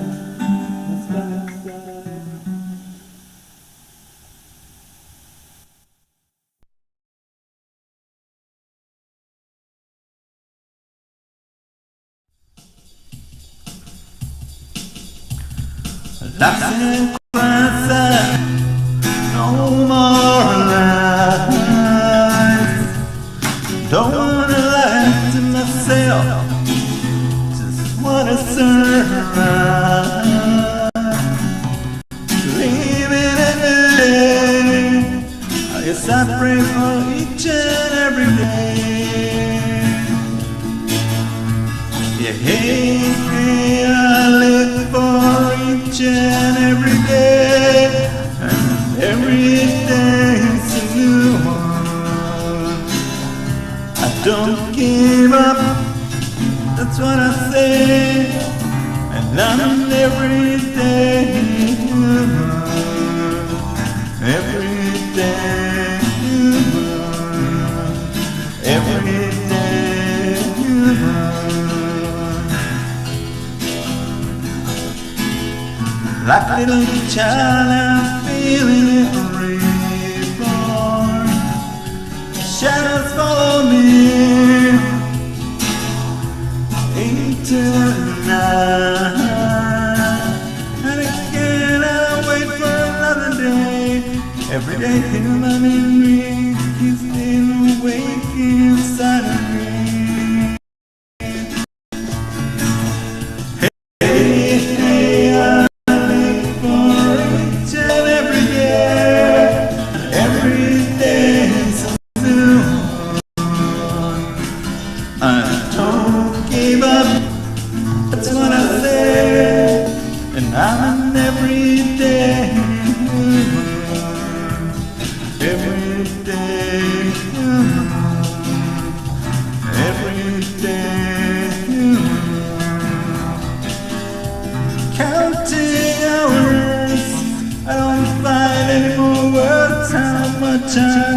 Appreciate every new day. Yeah, hey, I live for each and every one, and every day is a new one. For everyone, don't give up, that's what I say. Now and every day, new one. Every day.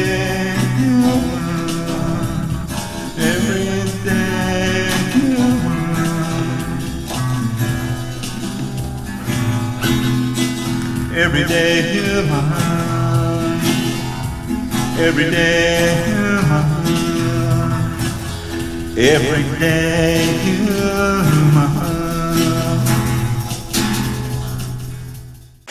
Please live for justice and hope for goodwill. Every day human.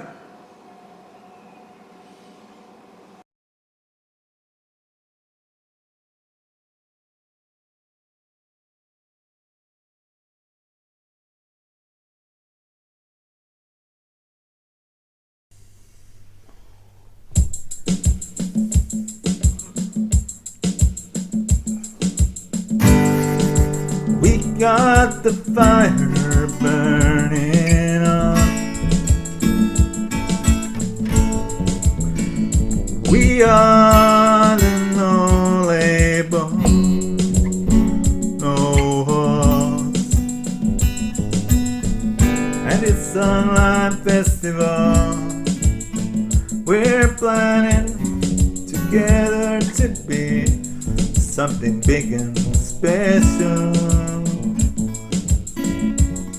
'Cause we got no secrets, no labels, no walls. We got the mission for our angels and kings to carry on. And it's in our business to shine a light and hit the fire, burn it on. Shine a light and hit the fire, burn it on.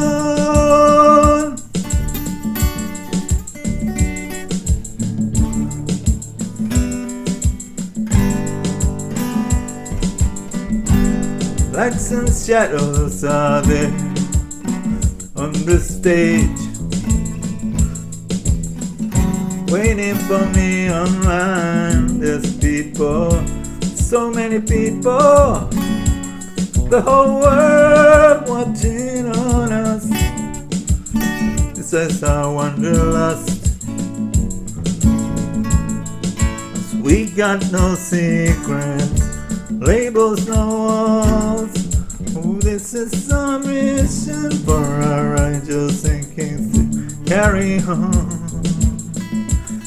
And this is our business, to shine a light and hit the fire burning on. Shine a light and hit the fire burning on.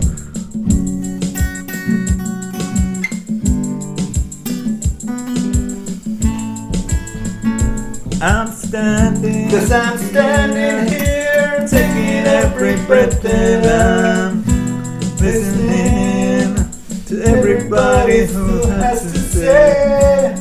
No labels, no holes, community for everyone in this world. We got no secrets, no labels, no walls.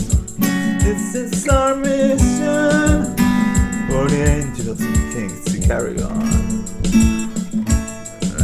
This is our business, to shine a light and hit the fire burning on. Shine a light and hit the fire burning on. Shine a light, be alright, with no labels, no walls, on my festival.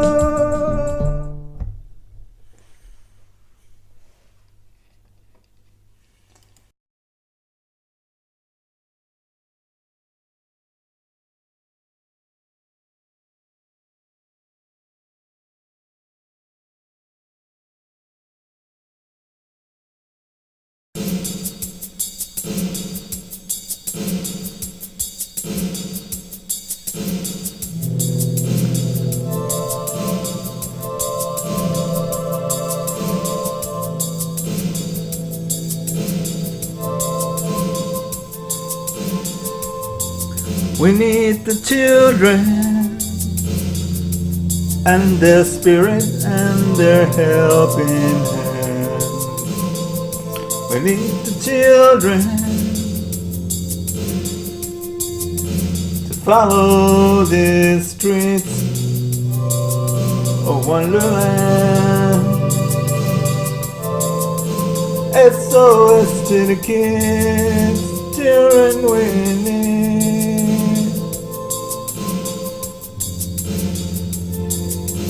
SOS to the kids, it's the children, it's the children we need their helping hand. Tomorrow they will stand.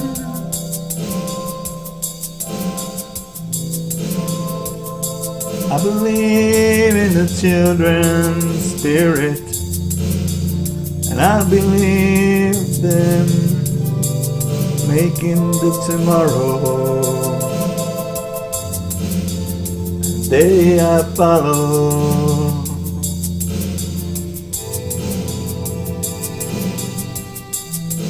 SOS to the kids, it's the children we need. SOS to the children, to the spirits under helping hand. They I follow and with they I stand.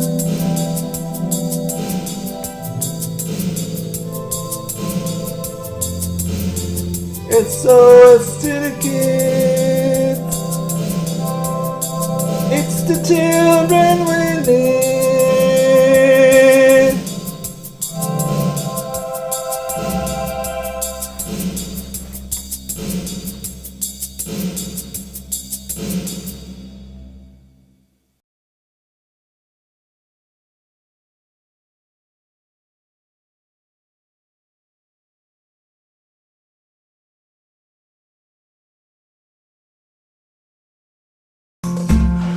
to the cake for precious people sake. We are walking through the doors. No labels, no walls. We are walking to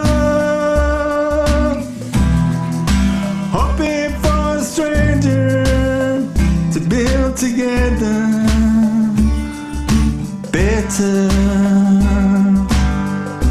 This is something that makes me cry. Being aware, learning dignity, building people. It's me, and the Lord will be saying that about the light of life will keep on shining for you. Every day you learn, like a little child I'm feeling it reborn. Shadows follow me, burning on.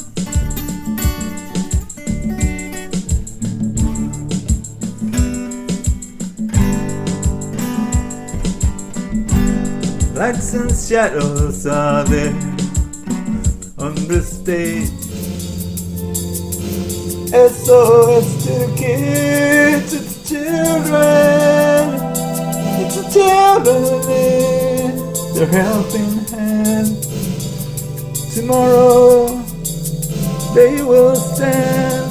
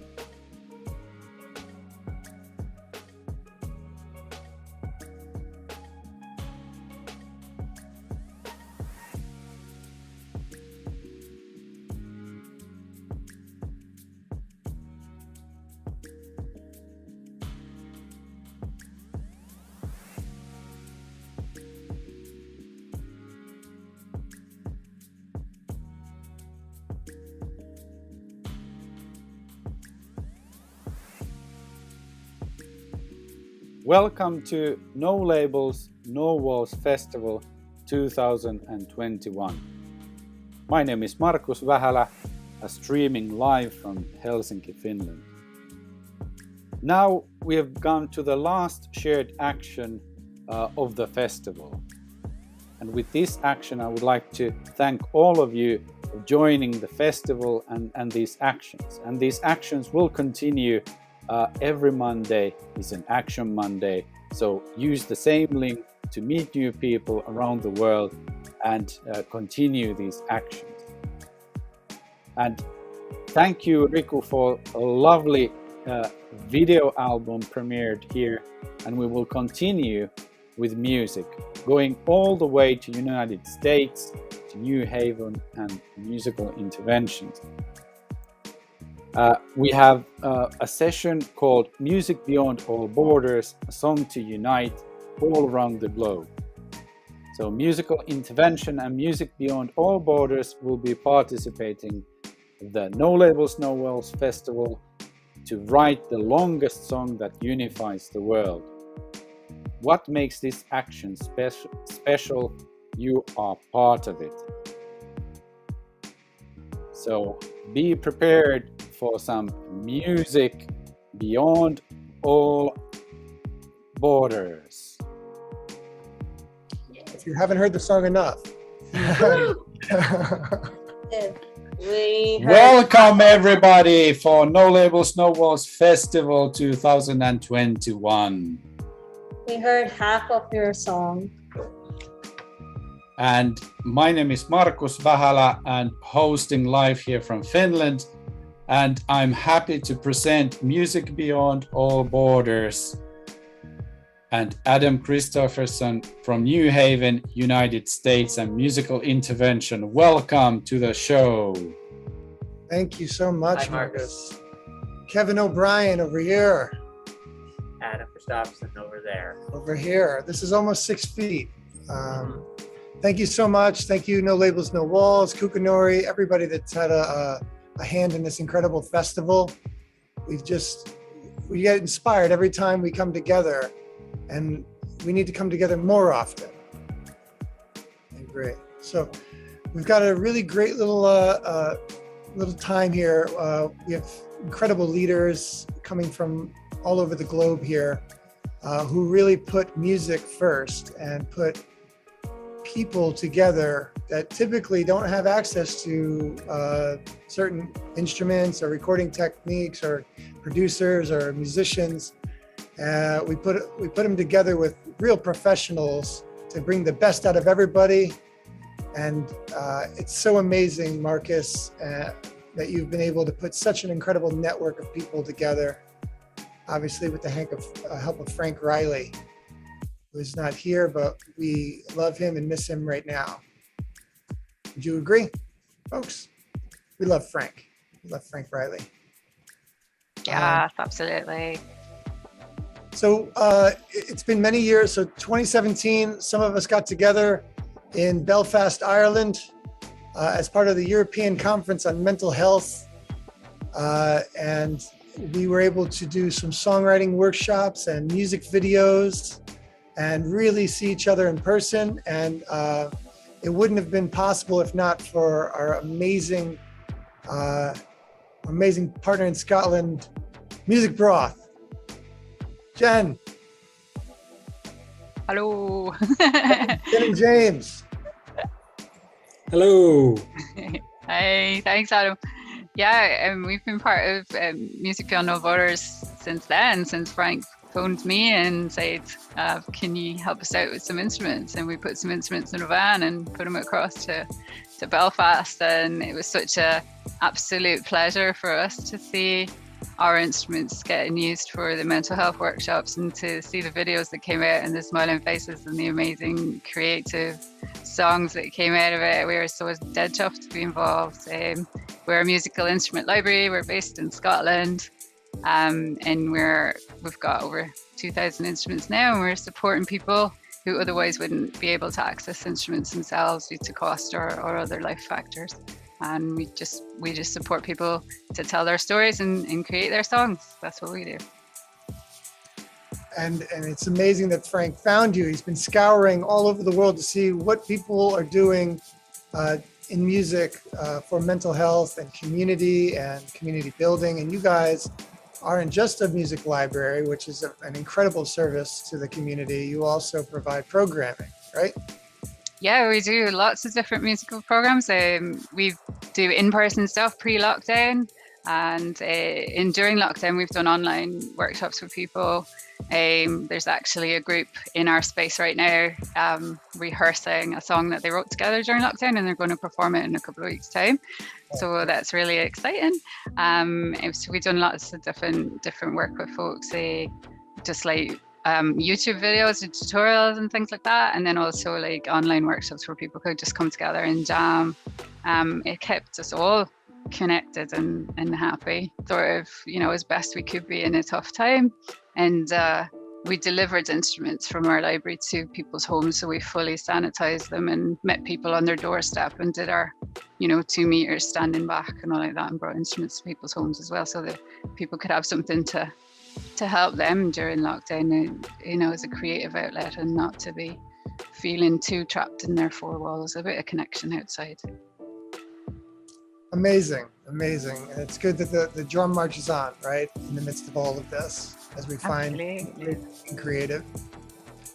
Yeah, we adapt and we change, I think our reaction to COVID was like, what do people need and how do we help? That was kind of our reaction. We were like, how can we best still continue to do the ethos of what we do, but working within the guidance and working within people's own needs.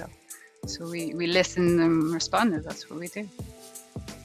I love it. And I don't want to be taking too much because I know you're going to be presenting soon, but I also wanted to just show you how profoundly inspired I am by your opening of a second location. Yeah, thank you. I think you outed us the last time we were on. Adam. We're like building up to announce it, and we're like, oh, Adam's just announced it internationally. That's cool. That's cool. Cheers. Sorry? No, we're cool. That's awesome. We're opening up a second location in the north of Glasgow, where James, who's with me here, has been working really hard, building shelving and all kinds of crazy DIY stuff that he needs to do.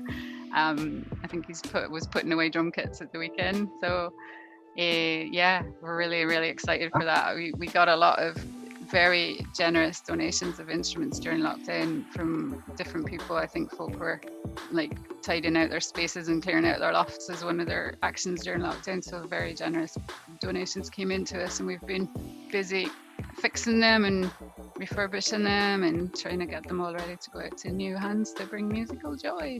So that's great. And in a sense, I'm glad that I outed you, because that's great. The whole world needs to know this.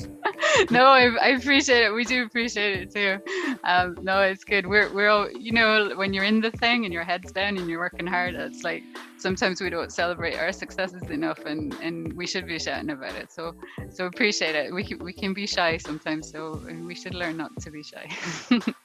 Jen, that one hit me right between the eyes. I mean, really, when you're just going full bore, trying to provide this platform for people, the opportunity to really reflect on what you're doing is so hard in this line of work because it's so demanding. There's not money falling from every tree around to provide these things yet.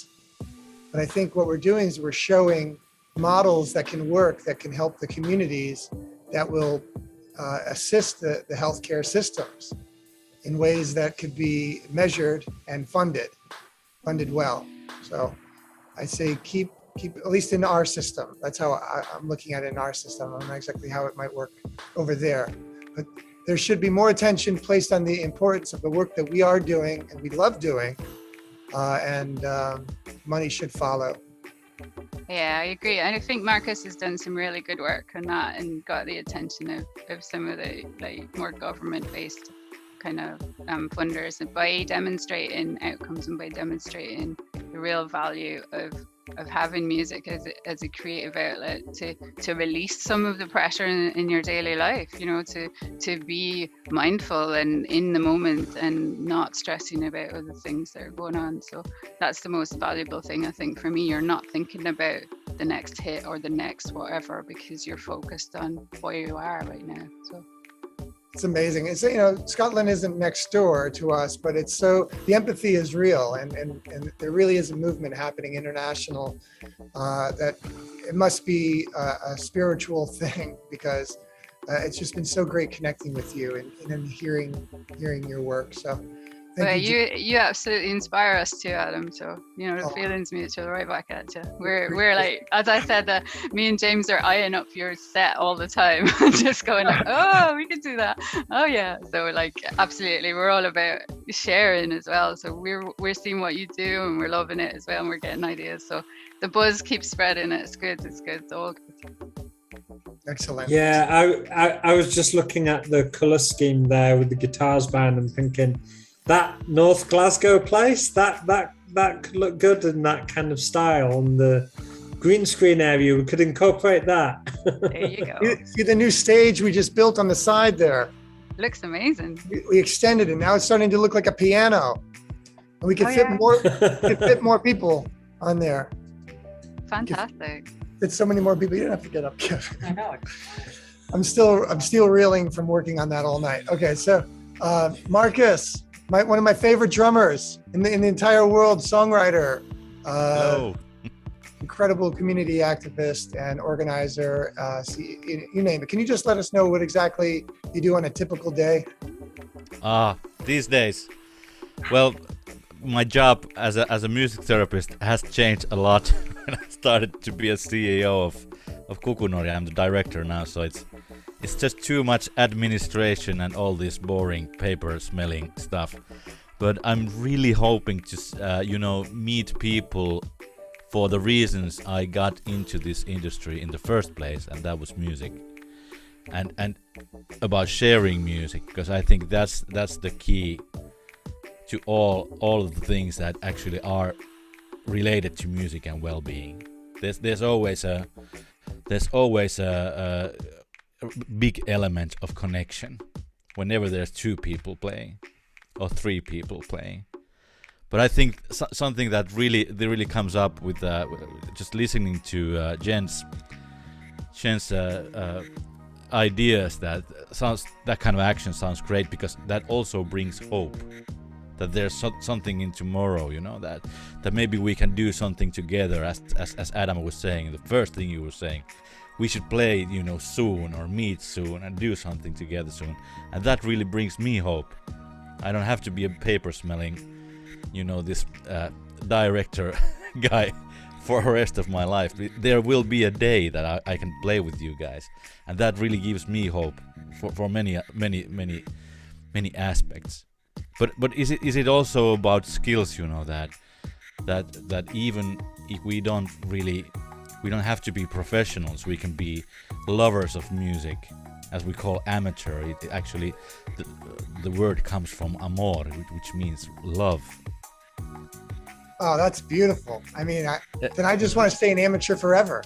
Yeah, me too, because amateurs are real music lovers. You don't have to be a professional to find strengths and skills in music when you're doing it together. Because that's so great. Hey, that's something that I'm really just thinking all the day long, just waiting something to happen in music. We're letting you see we have an audience here. Okay. We just recently started Thursday open mics. Everybody's masked up except for me. However, getting people together again, right? We've been doing one-on-one sessions ever since COVID came in an ISO booth with like this air purifier, and we miss the collaborations, we miss the connections and the inspiration that we get from each other. And we just started opening up, maybe 3 or 4 weeks now, opening up the doors for jams on Thursday, where people come in from all walks and get a chance to lift up each other and provide that musical platform for amateurs, or professionals if they can stand it, if they can stomach the impromptu openness vibe of that love for music and connection. Sounds great. I want to share something. We'll get a little entertainment interlude here. As one of my favorite drummers is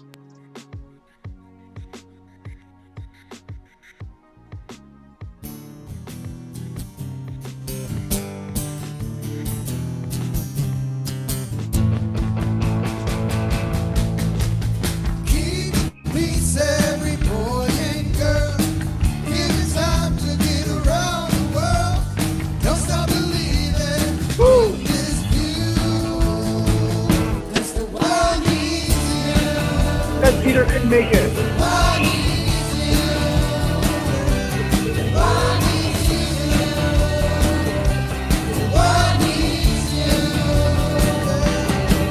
Oh, the good times, the good times. How are the good times? Did you guys hear that all right? Yeah. Oh yeah. That was a great project also. Yeah, I actually played that at home here. Yeah. I loved every minute of it. That beat was so solid too. That beat was just solid. I think I have lost a little bit weight after that actually. When I just saw the video, I think I look much healthier now than. Yeah, I think it was about 1 year. All that drumming, you worked up a sweat. Yeah. Definitely. What a great project, you know. And when is the moment where we can do jamming, you know, online jamming? Like we know that there's a little bit, you know, delay in this kind of doing, and we cannot really do it yet. But it cannot be that long that the connections are so good that we could just play in the same time.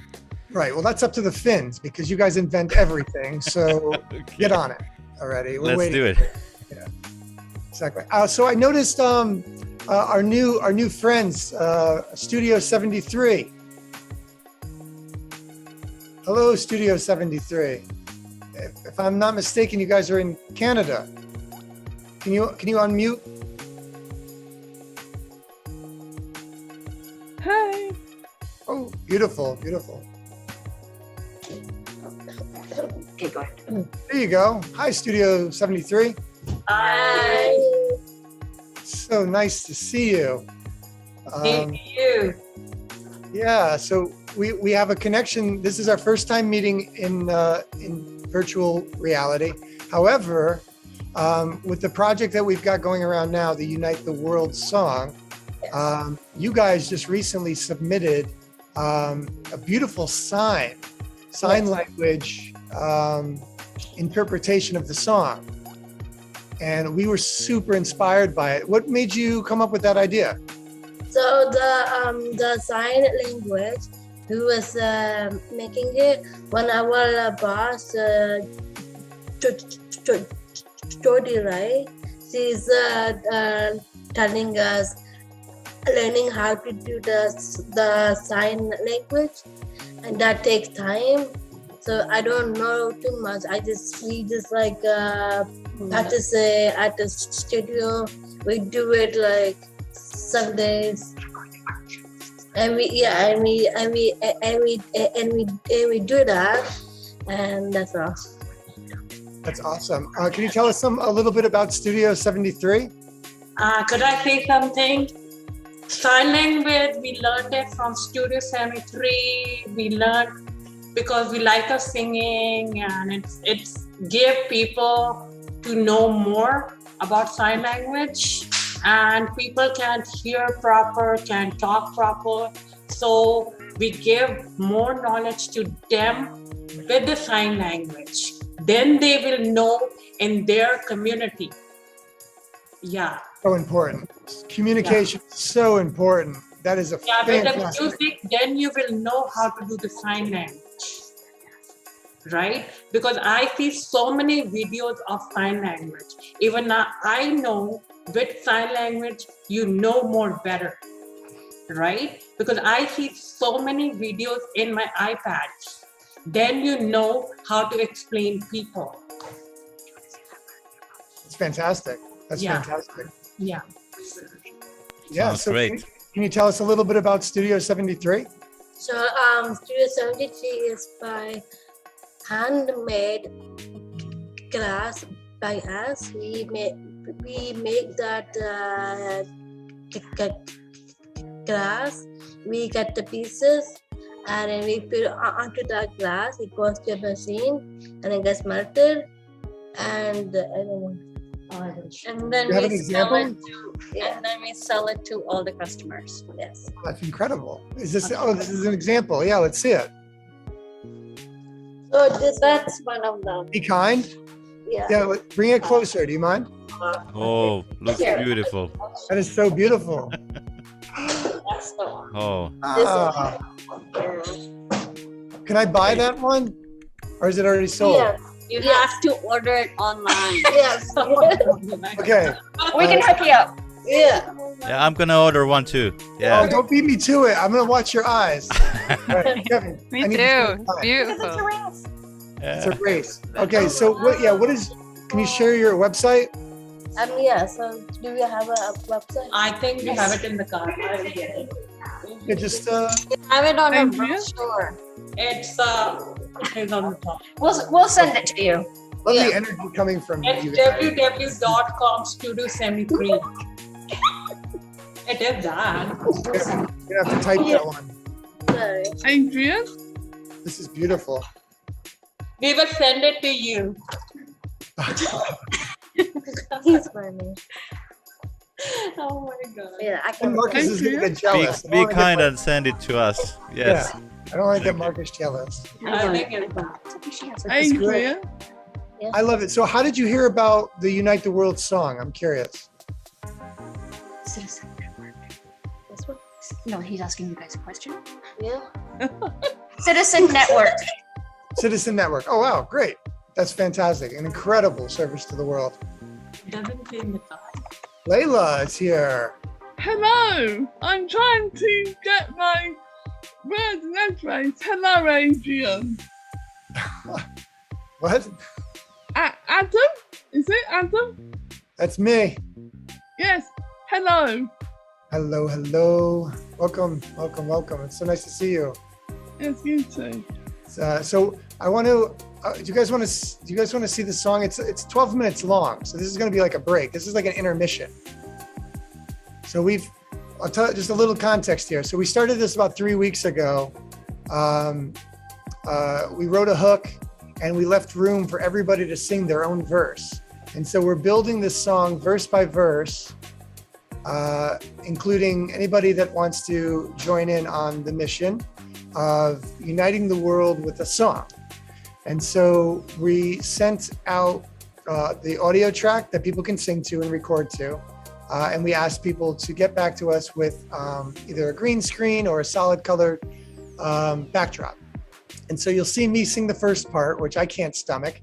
But after me, you'll see each person go and the song builds on itself over and over again. And we hope that by this time next year, we may have 1,000 people on it. That's huge. I mean, that's huge. I don't even know if that's possible. But hey, let's go for 1,000, right? Are you guys ready for this? Hope you That's got a your crazy idea, Adam. I'm in. I might have to put on a backpack and travel everywhere to find all these people. Okay, so this will be 12 minutes, so get your popcorn ready. Get your popcorn ready.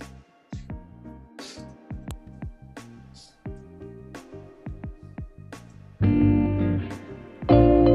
hear it okay? Great.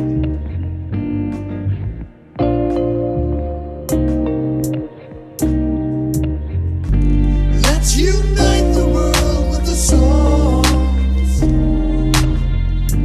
Voices come together as one.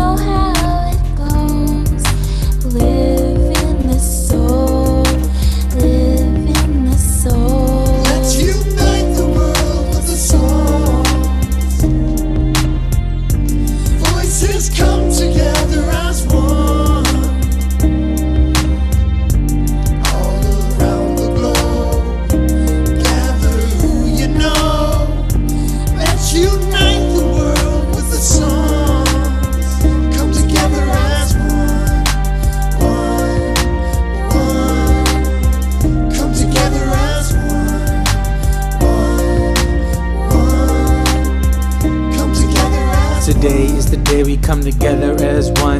Gotta keep pushing cause the job is never done. Work hard, play hard, we need that time for fun. We all see the light, yeah, we all see the sun. We try to stay afloat and the job is never done. Trying to survive like we're on the run. We're a real family, come together as one. The man gave us all a heart, yeah, we all have one. Let's unite the world with a song. A song, a song. Voices come together as one. Just one, just one. All around the globe. Gather who you know. Everybody, everybody. Let's unite the world with a song. Just one. Come together as one. One. Come together as one. Come together as one. Work the pen to pages, put up the dialect. You don't gotta make it rhyme, just make it make sense. Someone's in the headspace with you, working up a game face with you, coming together as one just to see how far this song will run, yeah. Let's unite the world with a song. A song, a song. Voices come together as one. Just one, just one. All around the globe. Gather who you know. Everybody, everybody. Let's unite the world with a song. Just one. Come together as one. Come together as one. Come together as one. Come together, learn together, burn together, doing whatever together. Many layers, different tactics, selling hard and plastic, many hands in one basket. My life's been tragic, my reflection in broken glass, pieces of the puzzle in my life, from the stripes to the pen and pad. I can give them something they never had. Critics are my real fans, more dirt, more man. Survival is a universal Let's stand. unite the world with a song. A song, a song. Voices come together as one. Just one, just one. All around the globe. Gather who you know. Everybody, everybody. Let's unite the world with a song. Come together as one. Come together as one. Come together as one. We stand together as one, creating one band. The lyrics flowing through the air, they're catching everyone's air. We rise, we stand, we sing together as one. This band has just begun, and we're together as one. Let's unite the world with a song. A song, a song. Voices come together as one. Just one, just one. All around the globe. Gather who you know. Everybody, everybody. Let's unite the world with a song. Come together as one.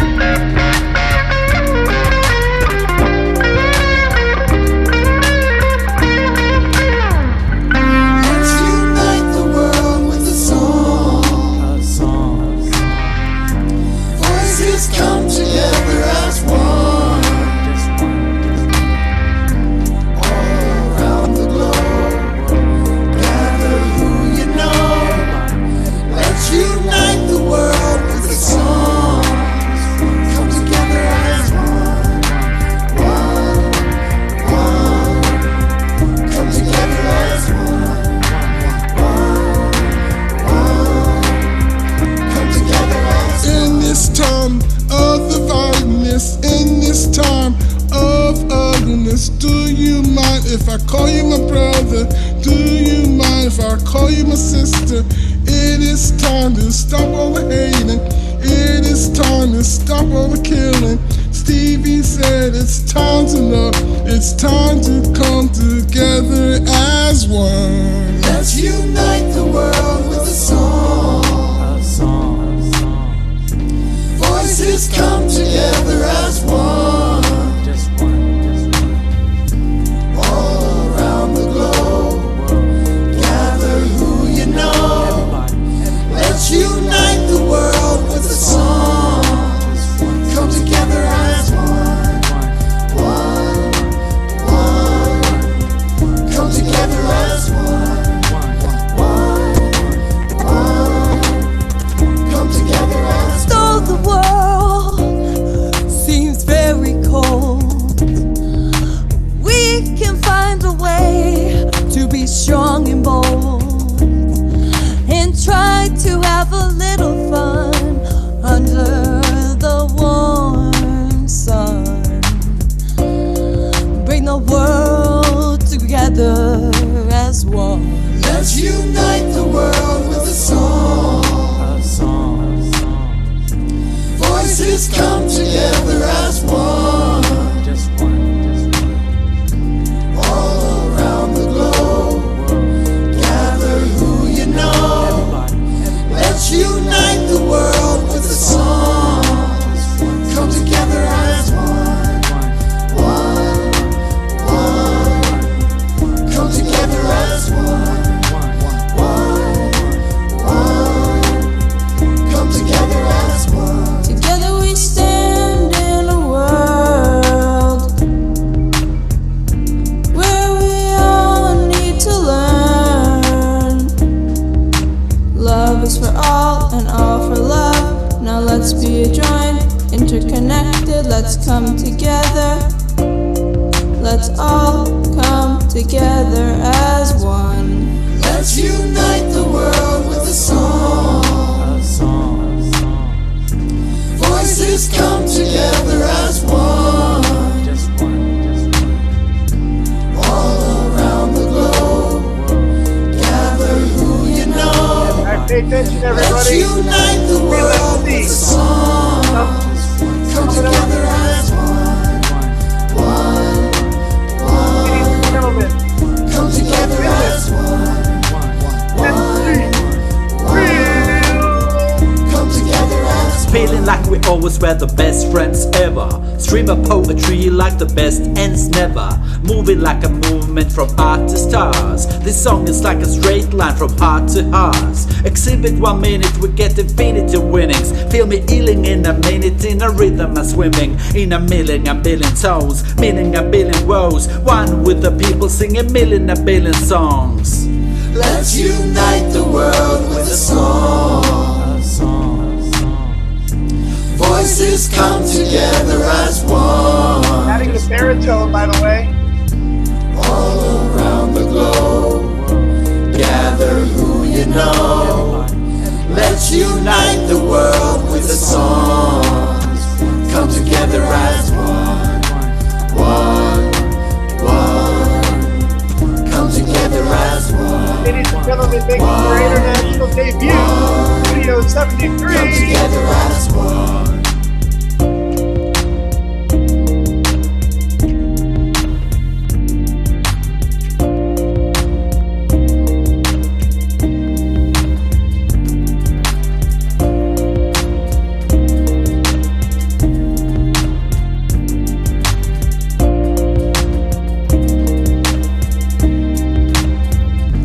Let's unite the world with a song. Voices come together as one. All around the globe, gather who you know. Let's unite the world with a song. Come together as one. Come together as one. Come together as one.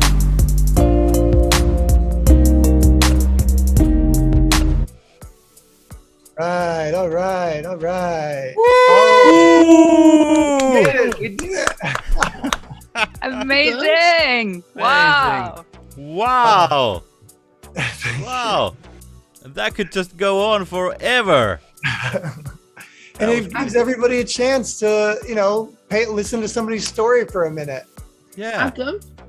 Good stuff. I'm so excited to continue that. So we need more people. Adam, can you hear me? Yeah. How can you send it to me? I really like you've done a really good job. I'm very, very impressed.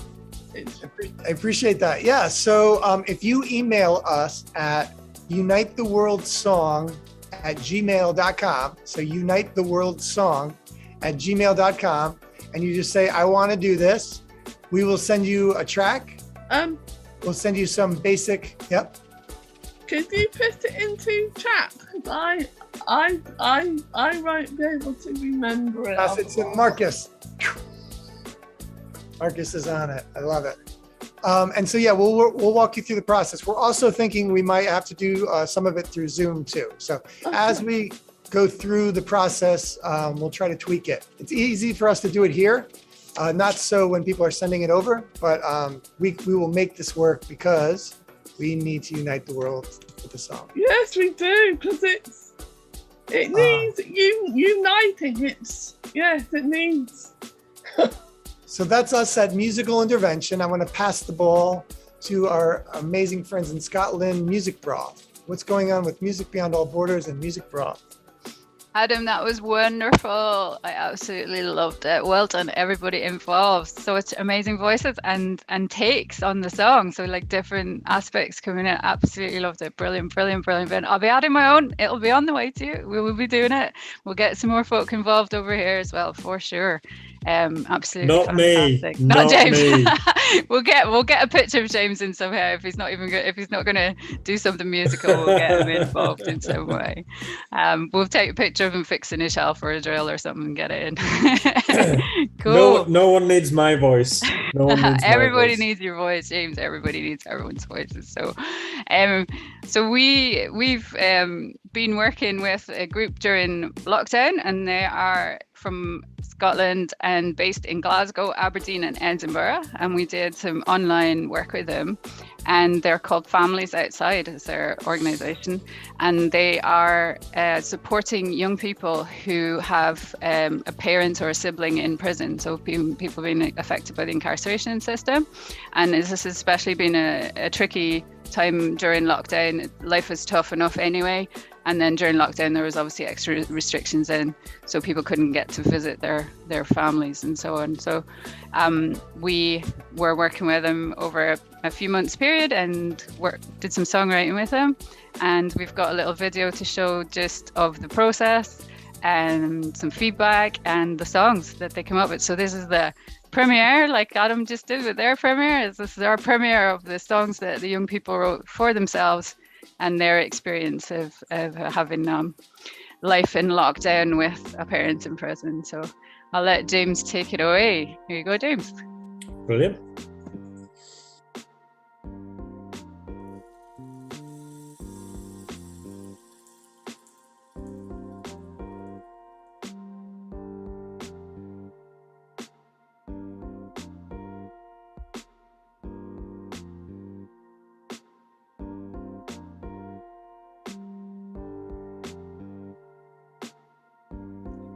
Can you enable screen share?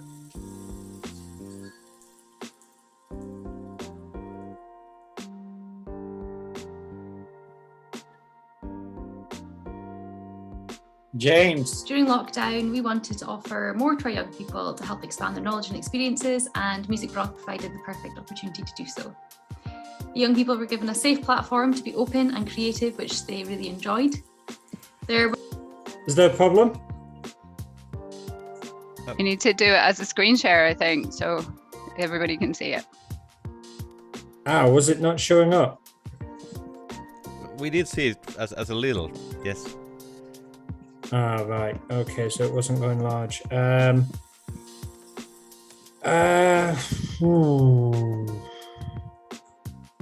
Right, I won't be able to do it as a file because I'm on Linux, another Finnish thing. And I think it was okay. Just put it on. Okay. It's showing fine here. Thanks. Okay.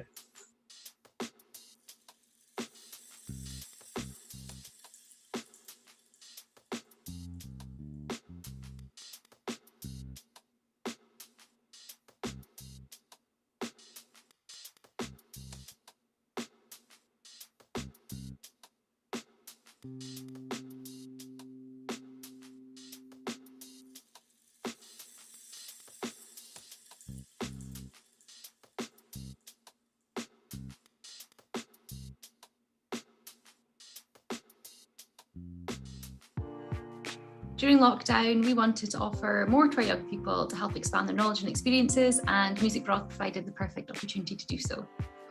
The young people were given a safe platform to be open and creative, which they really enjoyed. There were the usual challenges of online platforms with connection and engagement issues, and it was also difficult to support the families during the recordings when unable to provide assistance in person. Overall, though, the participants responded really well, creating brilliant songs. The participants grew in confidence and were able to try new instruments they may have otherwise not had the opportunity to. We would recommend the process to others. Even during lockdown, Music Broth were able to get instruments to young people across Scotland and support them to create their own music. Hopefully some of the group have been inspired to take up any music opportunities that may come their way in the future.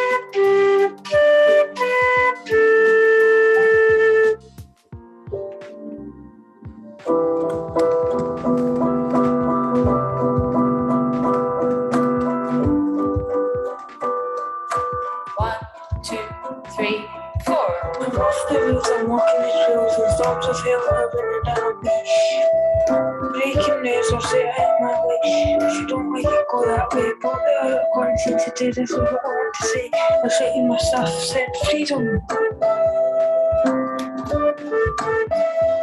Freedom.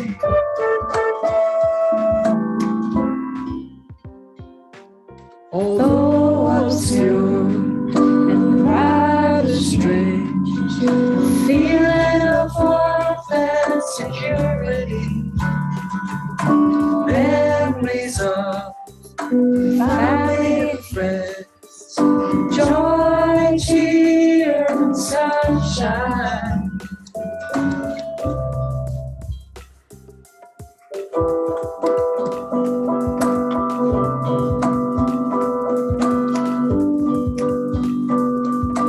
One, two, three, four. I'm off the roads, I'm walking the trails, and storms of hell are running down me.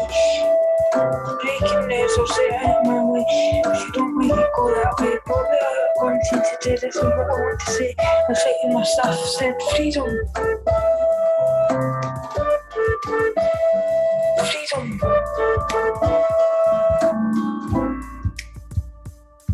Although obscure and rather strange, the feeling of warmth and security, memories of family and friends, joy, cheer, and sunshine.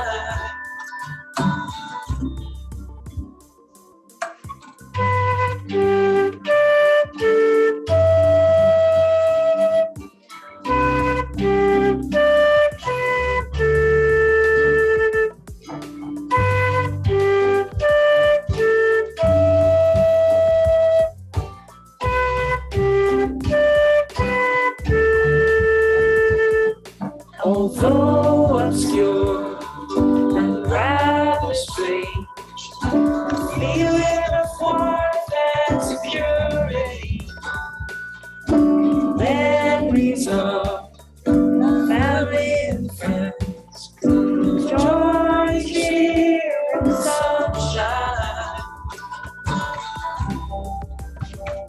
Although obscure and rather strange, feeling of warmth and security,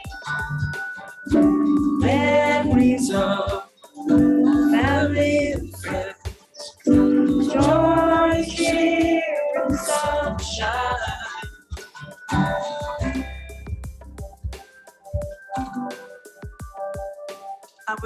I think it worked online quite well. I can only imagine that in person how much better it would be, as in everything, you know, just having them there and, you know, the range of instruments and the tutors in person. But it does work online too, you know, providing you have the instruments and everything like that as well. I think just being able to open this out to children and young people and hopefully in the future the adults that support them, it's letting them see that they have, you know, a choice, there's a variety, letting them test things they can see for themselves and learn from them for themselves. Perhaps have the opportunity to learn something they never thought they would be able to do, learning instruments and, you know, learning songwriting techniques and working together with people. They maybe just, a lot of our young people thought that just, you know, they couldn't afford to do that, it wasn't for them. So having this opportunity has only been possible through the funding we received, and opening this up to those children and young people who would otherwise not have had this opportunity, you know, is meaningful to them no matter where it leads to. Even, you know, it could be a lifelong kind of passion for some of the young people, just that it's been fostered by being able to participate in these sessions. Simple synergy, happy, heavy, this is our energy. Beautiful memories, butter like spaghetti, this is our energy.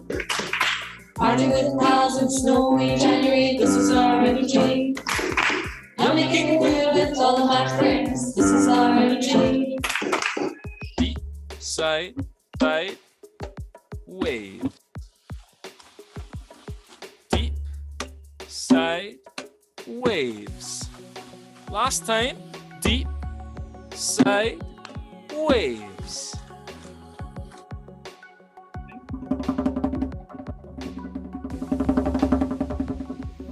And raindrops. And flicking away.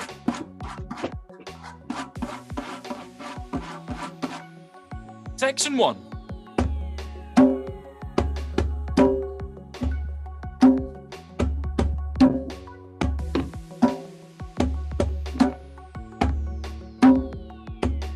Section 2.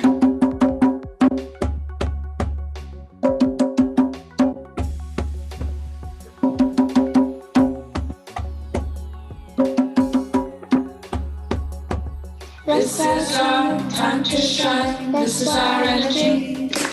Shining like stars, let's do this, this is our energy. Yeah. Simple synergy, happy, heavy, this is our energy. Beautiful memory, twirl like spaghetti, this is our energy. 1, 2, 3, 4. Da da da da.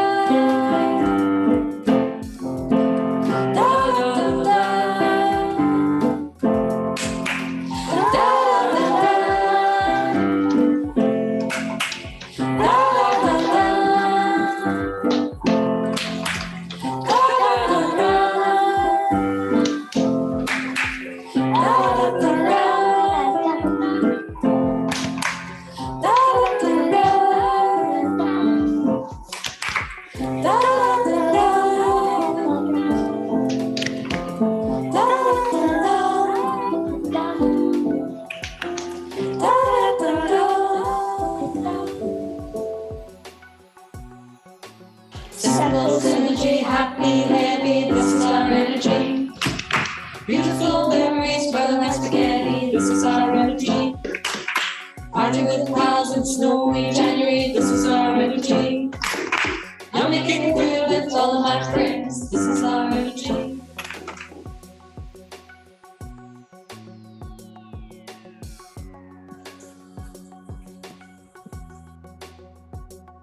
So there you go. A little insight into what we did, a little bit of what we did over lockdown with Families Outside.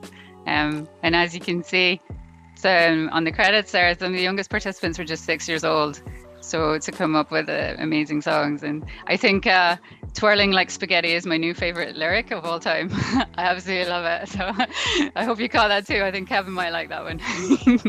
That's very, very good. I liked it. Thank you, Leila. Yeah, that's we that's really an enjoyed incredible idea, Jen. That's a really, really good idea. I wish we wish our prisons would do something like that, but well, hopefully the idea will spread, Leila. That's why we're sharing it, to show what can be done even in the trickiest of circumstances, you know. So we, as you can see, we had lots of fun making it as well. You know, it was a really buzzy, exciting activity to do. And Tracy and Kiana that we're talking. So Tracy's based in Glasgow and Kiana's based in Aberdeen, which, if you don't know Scotland, there's a few hundred miles between those. So, you know, we were interacting over several different locations as well, even just for Scotland. So it just shows that, you know, we have very remote parts of Scotland, Highlands and Islands, and you can collaborate together musically without having to, you know, travel sometimes, which can be a restriction for people to get to places. So we're kind of demonstrating that as well. It's been really fun, and yeah, it's coming up with some amazing stuff. Those young people, all their own work. So that was very, very moving. It was incredibly moving. Some of those images that were captured of the art, just heart-wrenching and heartbreaking, and the music really just shines so much light of healing on that very difficult experience that these kids are having to navigate. It's almost impossible to navigate that emotionally as a child, but yet art and music come again to provide emotions to things that we can't put words to. And you know, that is so great, such a great service. What is the status of that now? So we have future plans. We are working with Families Outside we're looking at future funding, and we're going to try and do some more of that with those crew, and also with some of their adults that they support as well. So it's been a real sort of test of, this is what we can do, and let's do more of it. I think the funding thing is the thing, and I know everybody here will appreciate that as well, is we're always having to go out and look for funding to support these things. But the more that we can demonstrate the benefit of doing it, and like you said, Adam, a picture and a song paints 1,000 words, doesn't it? You know, so I think it's you can feel the feelings and the impact that it has on people. So I think, you know, we're doing our best to demonstrate that and to get more backing and to be able to do that with more people. We just very happily received a thumbs up for some work to work with refugees and asylum seekers in Scotland. So we're really excited for that. It's going to be a big new project we're starting in September. So we're always taking the lessons and the good ideas and trying to spread and reach more people. Yeah, I think that presentation really outlined exactly what's happening in such a clear way. Anybody watching that would be silly not to support that in some way, shape, or form. So really, really great job. Thank James, you, Adam. And yeah, big shout out to James. James put the video together, and as you can see, all the wee video clips were the young people and photos that they took of stuff that was happening in their lives during lockdown. So James managed to put all the different bits and pieces together from that, and shout out to our songwriting tutors as well, Zach and Grace, who worked with everybody during lockdown for that. yeah, super job, all of it. And I cannot wait to see what's coming up for you. Marcus, you have something? Yeah, Jen, just look, and James, love this idea and love this work. This is really important and such a great idea to go where people are. So Thank you. I was just thinking about one of our friends in Finland called Carlo Uusitalo, who has been the founder of what we call figure notes. It's just like a little colored notes that you can play hundreds of songs together, or actually you can also compose with figure notes. So maybe that could be one of the collaborations that you could think about. If you have the instruments, Yes, it's really easy to play. You play the red or yellow or green. Oh, fantastic, Marcus. And actually really timely, because we're about to start project work with people with mobility issues, so people with limb loss and maybe strokes and stuff like that. So we're doing some work, so that kind of instrument would be a fantastic. Let's talk. Okay, we'll talk. One of our tutors seems to be working along something similar to encourage kids, although it's with fruit symbols. I've heard that too. Yeah, I'm trying to think what she was using Jenny. it for. Yeah, so Jenny tried to teach the rhythm. She teaches drums, so she uses fruit symbols to teach drums, like banana, all the like different symbols for two plums in a pear. So it's all this like really cool little fruit symbols. It's fantastic, and they make a smoothie at the end, Because I think it's all about just supporting someone. Just and getting into give them an instrument, but also give them some tools to work with. So and in a language that works as well, so in a language that works we don't all have to be classically trained. I'm a musician and I'm not classically trained. I had no classical training at all. I make stuff up out of my head. So, we're all different. We all work in different ways. That's right.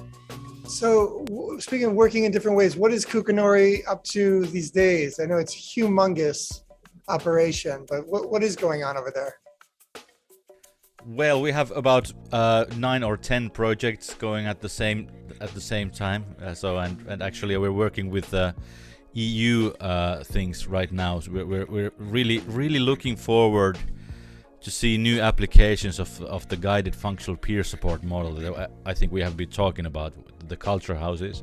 So we really want to make that thing happen in Europe or in United States, wherever, and that's something that we're really thinking about, how to scale that, how to scale the ideas that we are making. So I think one of the things is that we have such a great ideas, like Jen over here, but where can we hear about this, and how can we learn about that? How can we share those ideas? So that's something that we're really working on, how to make a good picture of your model and show someone other how they can start it on their own in some other country. That's something that we're very interested about right now. We're calling it buying and selling models, or social innovations, or whatever kind of ideas. That's very important part of our jobs. But we are also working with in mental health field, of course, disability work. We are working with ideas of what we call the personal budget, that actually Markus could tell a lot more, but also working with incarcerated people with culture house model also. And we got things called walking football is still going active, as maybe you, Adam, remember from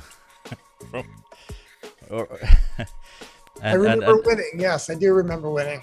Yeah, and there's huge Adam's still amount celebrating of new by the ideas. looks of it, I think, is he? Yeah. And there's huge amount of new ideas also to go ahead. So we're very excited about these times. I think COVID has been a really inspirational time also. So whenever something really goes not so well, it really inspires you to find the new ideas to help. Right, necessity is the mother of invention. That's right.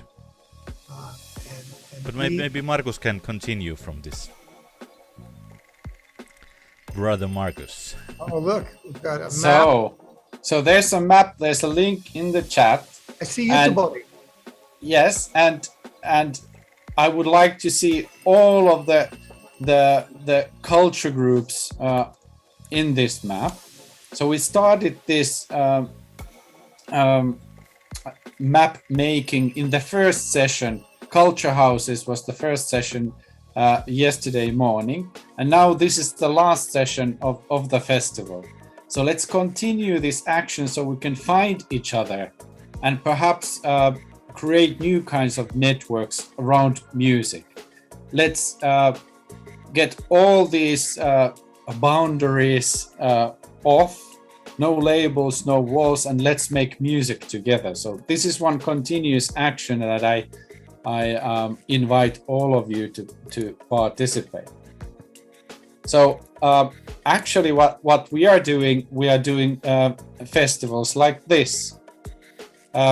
Just an hour ago, we finished a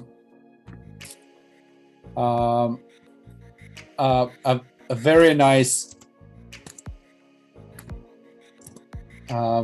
concert in Helsinki that included more than 8 artists that are supported by guided functional peer support model online called Rosso Productions, and it's now 1 year old. So that's our baby, but it's starting to walk.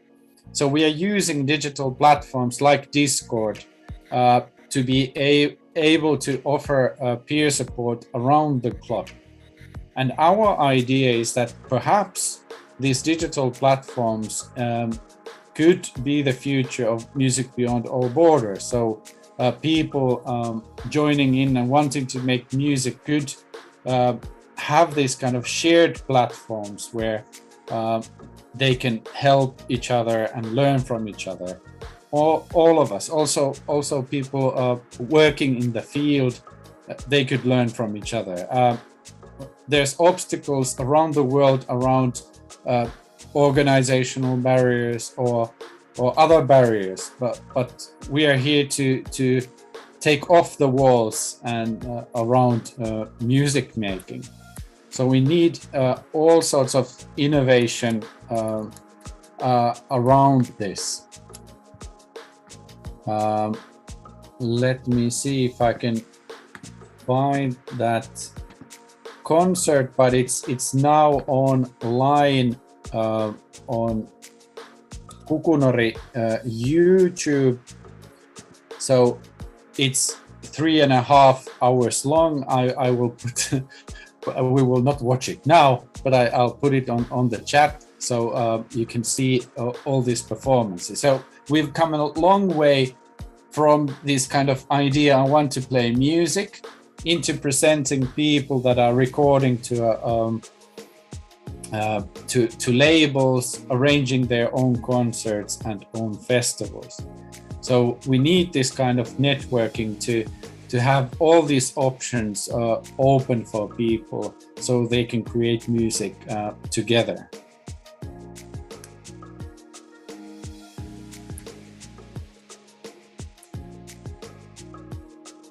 So Adam, is it so that you have a jam session coming up that we could join into or listen?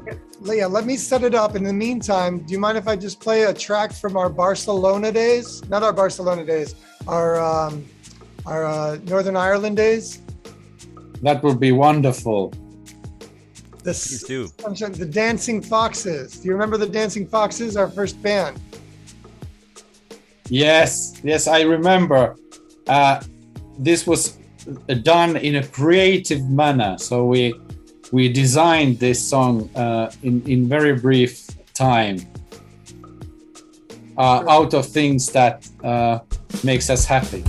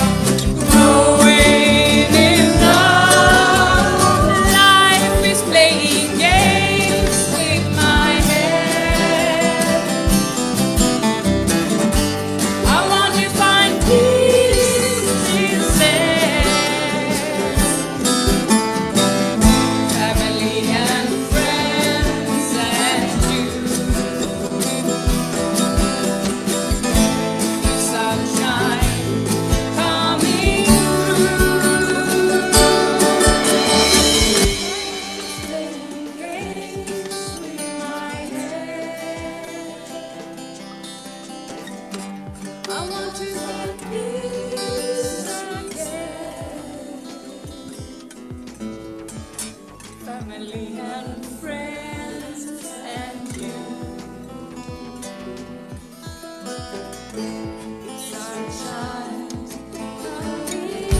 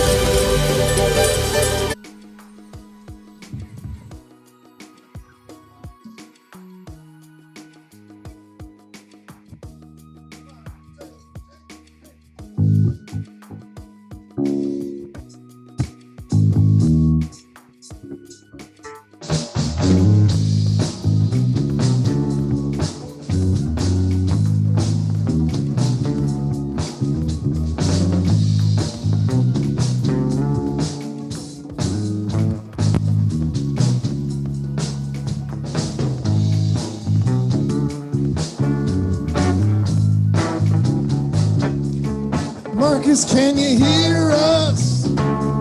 Thumbs up or thumbs down? Marcus, can you hear us? Yes, I can. Cause it's a digital world, and we might not be sure if the technology is working or not. Take it away.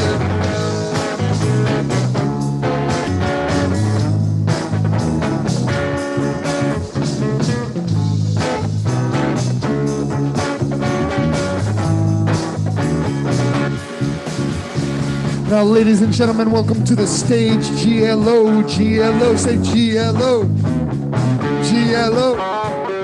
Welcome to the stage, everybody, Mr. MC, GLO, say GLO, GLO. Yo, take it to the place, take it to the place, take it to the place, take it to the place, take it to the place, take it to the place, take it to the place, take it to the place, take it to the place, take it to the place, take it to the place, take it to the place, take it to the house, take it to the house, take it to the house, take it to the house, take it to the house, take it to the house, take it to the house, take it to the house. Take it to the house, take it to the house, take it to the house, take it to the house now, take it to the house now. Yeah, all I know is that I can go over there, man, like a road. 1, 2, 3, like I'm out the road. Anything that can last the soul could be what you know. Take it to the piece of the piece of O, to the S of the road, like it's a road, like it's a road. Jump up and down if you love the vibe of the song, yeah. Jump up and down if you know that soothes your soul. To the house now, to the house now, take it to the house now, take it to the house, take it to the house, take it to the house, take it to the house now, take it to the house, take it to the house now. Hey, all I know is that I play, clean the note, all the straight, take it away on all the life, the ice, the ice. You know I'm right, live in hell by myself, go to hell by myself, go to hell by myself, go to heaven when I'm rapping. Every day I go and step and take away to the straight, to the people that don't play, to the people that don't play. Every day to the people that don't have to say, don't have to say, nothing about the way. Come back to play, to the best of the play, come back to play, to the best of the play, to the straight, to the everything's okay. Take it to the house, take it to the house now, take it to the house now, take it to the house, take it to the house, take it to the house, take it to the house, take it to the house, take it to the house.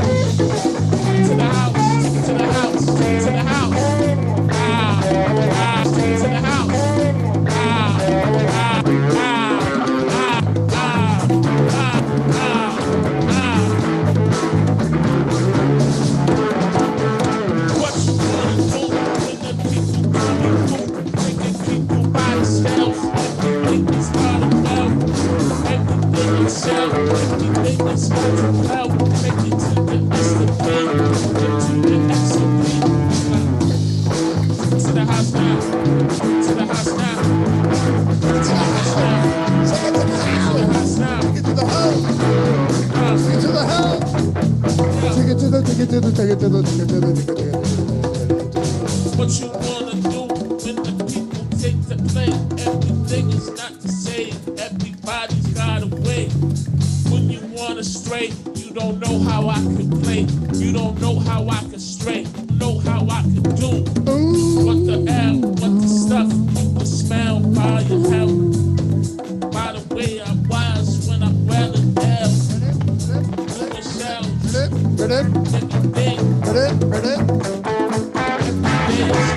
If you ever had the time to get up, you get up and sing it from your heart. If you ever had the time, this feeling in your soul loses control. Let it out, let it out. Give it the chance to free your mind. Give it a chance to free your mind. It'll feel good. It'll feed your vibes, it'll give you warmth, it'll feed your force, it'll feed your soul, it'll feed your soul.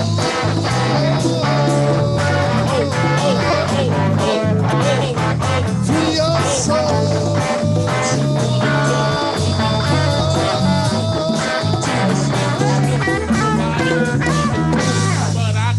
Yeah. Take it to the house.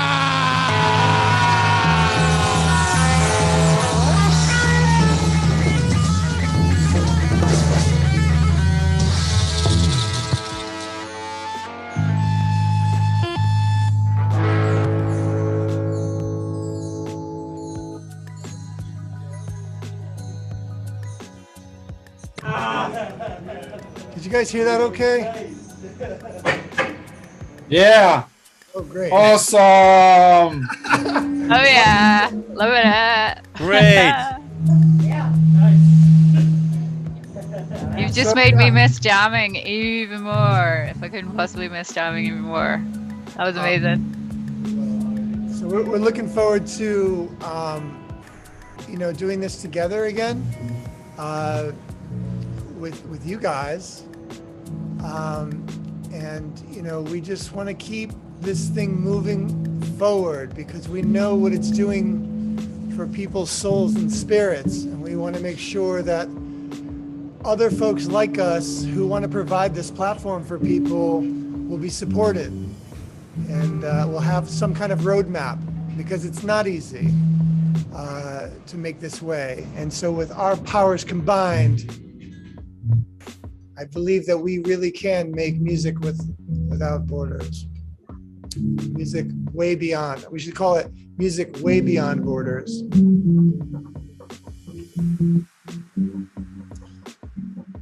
I mean, guys, we'll keep jamming, but if anybody else wants to share anything, if we missed anything. No, we're good. We should tell you we've got me and James. We were just sort of thinking actually that we've got 2 new locations opening because we don't do things by halves.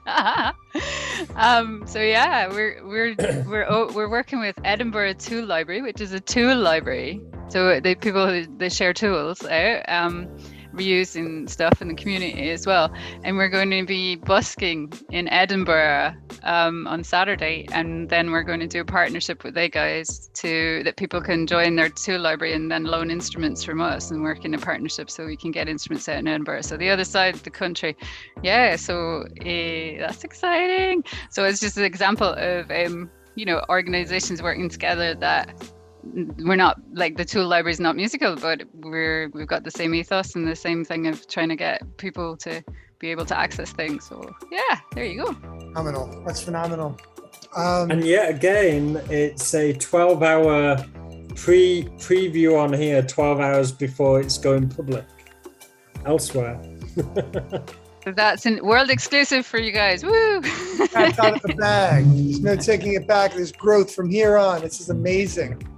I wanted to say also just a quick update that our research our clinical research studying how music, songwriting in groups impacts people with auditory hallucinations. It was federally funded by the National Institute of Health.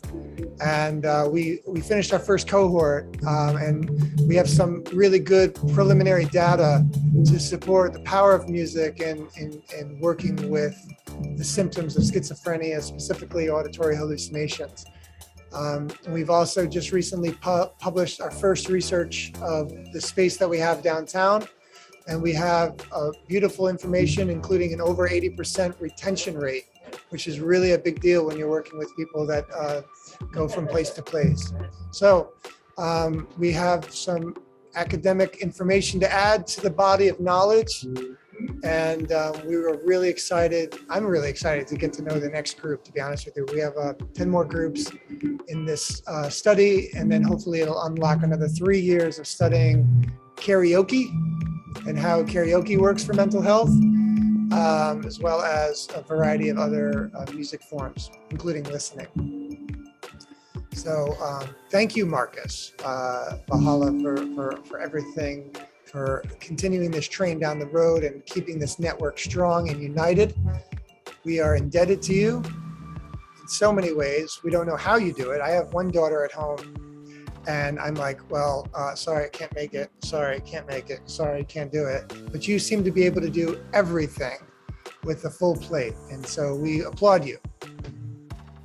Thank you, Adam. And you and Kevin and everybody at Musical Intervention, you're an inspiration. Without you, Music Beyond All Borders wouldn't exist now. But now we invite new people to join our march towards making this music world a reality. So let's continue creating the longest song in the world.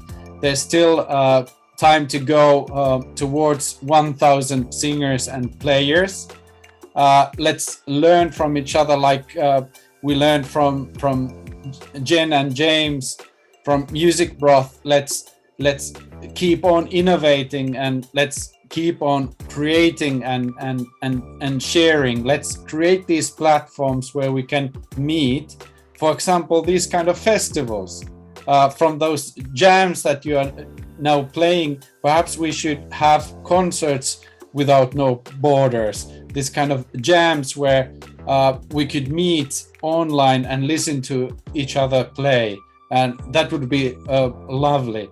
And No Labels, No Walls is continuing, so let's continue the action as well, and come back later where we are with the project of creating a song that unites the world. So with this speech, I would like to thank all of you here joining us with the Music Beyond All Borders and Musical Intervention and Music Broth and Kukunori, but also all of those who have joined us during these festival days. It's been a celebration of shared action that have a continuity. We are linking these actions together. We are creating new spaces. We are creating maps.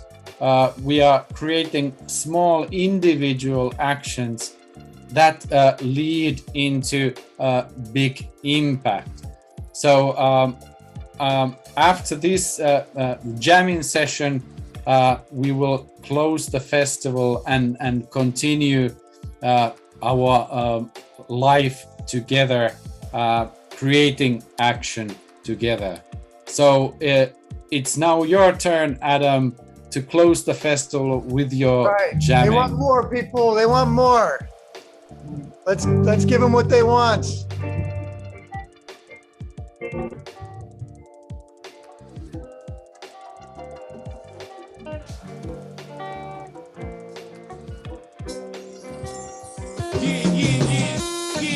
Oh, what you wanna know about this? Like, yo, what you wanna know like this? Like, yo, what you wanna know about this? Like, yo, what you know about this? Yo, what you wanna know about this? Like, yo, what you wanna know about this? Like,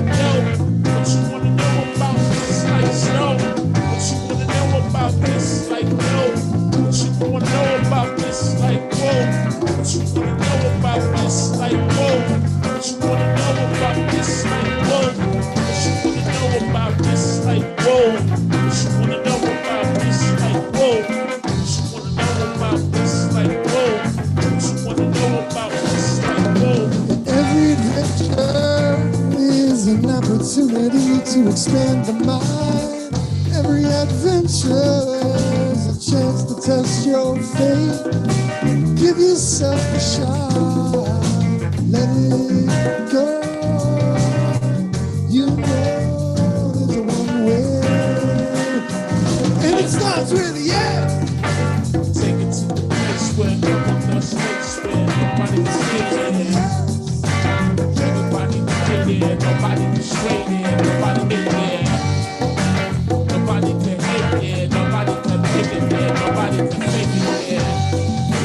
Nobody can stay there, nobody can stay there, nobody can save it there. Let's unite the world with a song. Song. Voices come together as one. One. All around the globe, gather who you know. Let's unite the world with a song. One. Come together as one. One. Come together as one. Universal changes things, goody. For people, for all the things that we never did, but the people understood me. And the life was goody for all things. When the world was coming around with Poland Springs, it was lifting up the positivity. Poverty, it's the same persons that live in the legendary states. Status is always incredible, the inedible, the inevitable. Now that the people are telling me that I'm low, I'ma blow up, but I'm no show. Let's unite the world with a song. Let's unite the world with a song. Voices come together as one. All around the globe, gather in the world with a song. Come together as one. One. Come together as one. One. Come together as one. And as one. Come together, world. One straight. Come together, world. Yo, lost and found, positivity back on the ground. Lost and found, positivity back on the ground.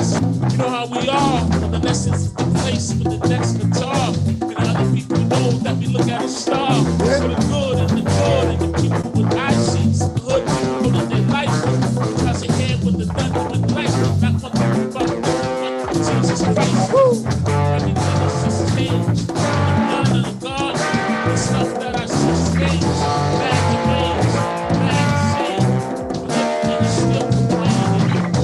Let's unite the world with a song. With a song. Voices come together as one. All around the globe, gather who you know. Let's unite the world with a song. Come together as one. Come together as one.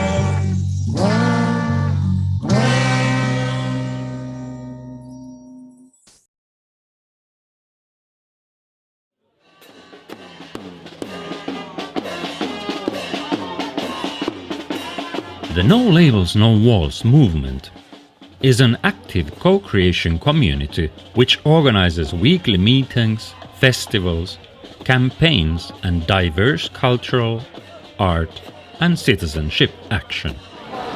And we got everybody together because we know that, people need to come together and create together in order for any kind of real change to happen. We want to learn together and create a greater impact. Come as you are, wherever you are. All are welcome.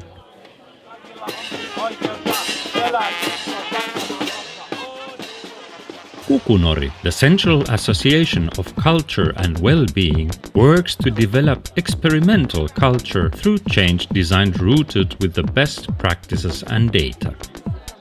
No Labels, No Walls creates, shares, and supports individuals by building diverse communities whose goals and actions create a positive change in the world. No Labels, No Walls experiments with what happens when organizations and citizens work together through art, culture, and citizenship action. The first co-designed No Labels, No Walls Citizen Fest was produced by the community in 2019.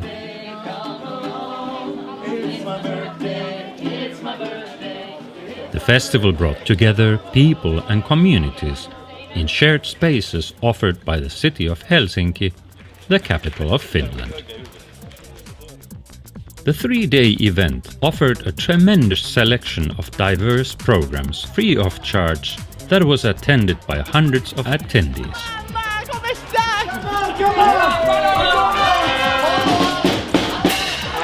The festival created an international network of individuals and organizations. This network created together in person and digitally, which overcame the many obstacles created by physical distance and differing time zones. No Labels, No Walls is a limitless platform. Even the COVID crisis did not stop our expanding movement. In 2020, No Labels, No Walls organized a huge international digital citizen fest that had over 4,000 people attending digitally from 39 countries. The digital festival had an abundantly rich program that had over 120 digital festival events from organizations and persons from all over the world. In 2021, No Labels, No Walls built a global Citizen Fest network and launched Citizen Network TV community media. The voice of the movement is louder than ever and strives to reach new individuals and organizations and connect them to our international co-creation network.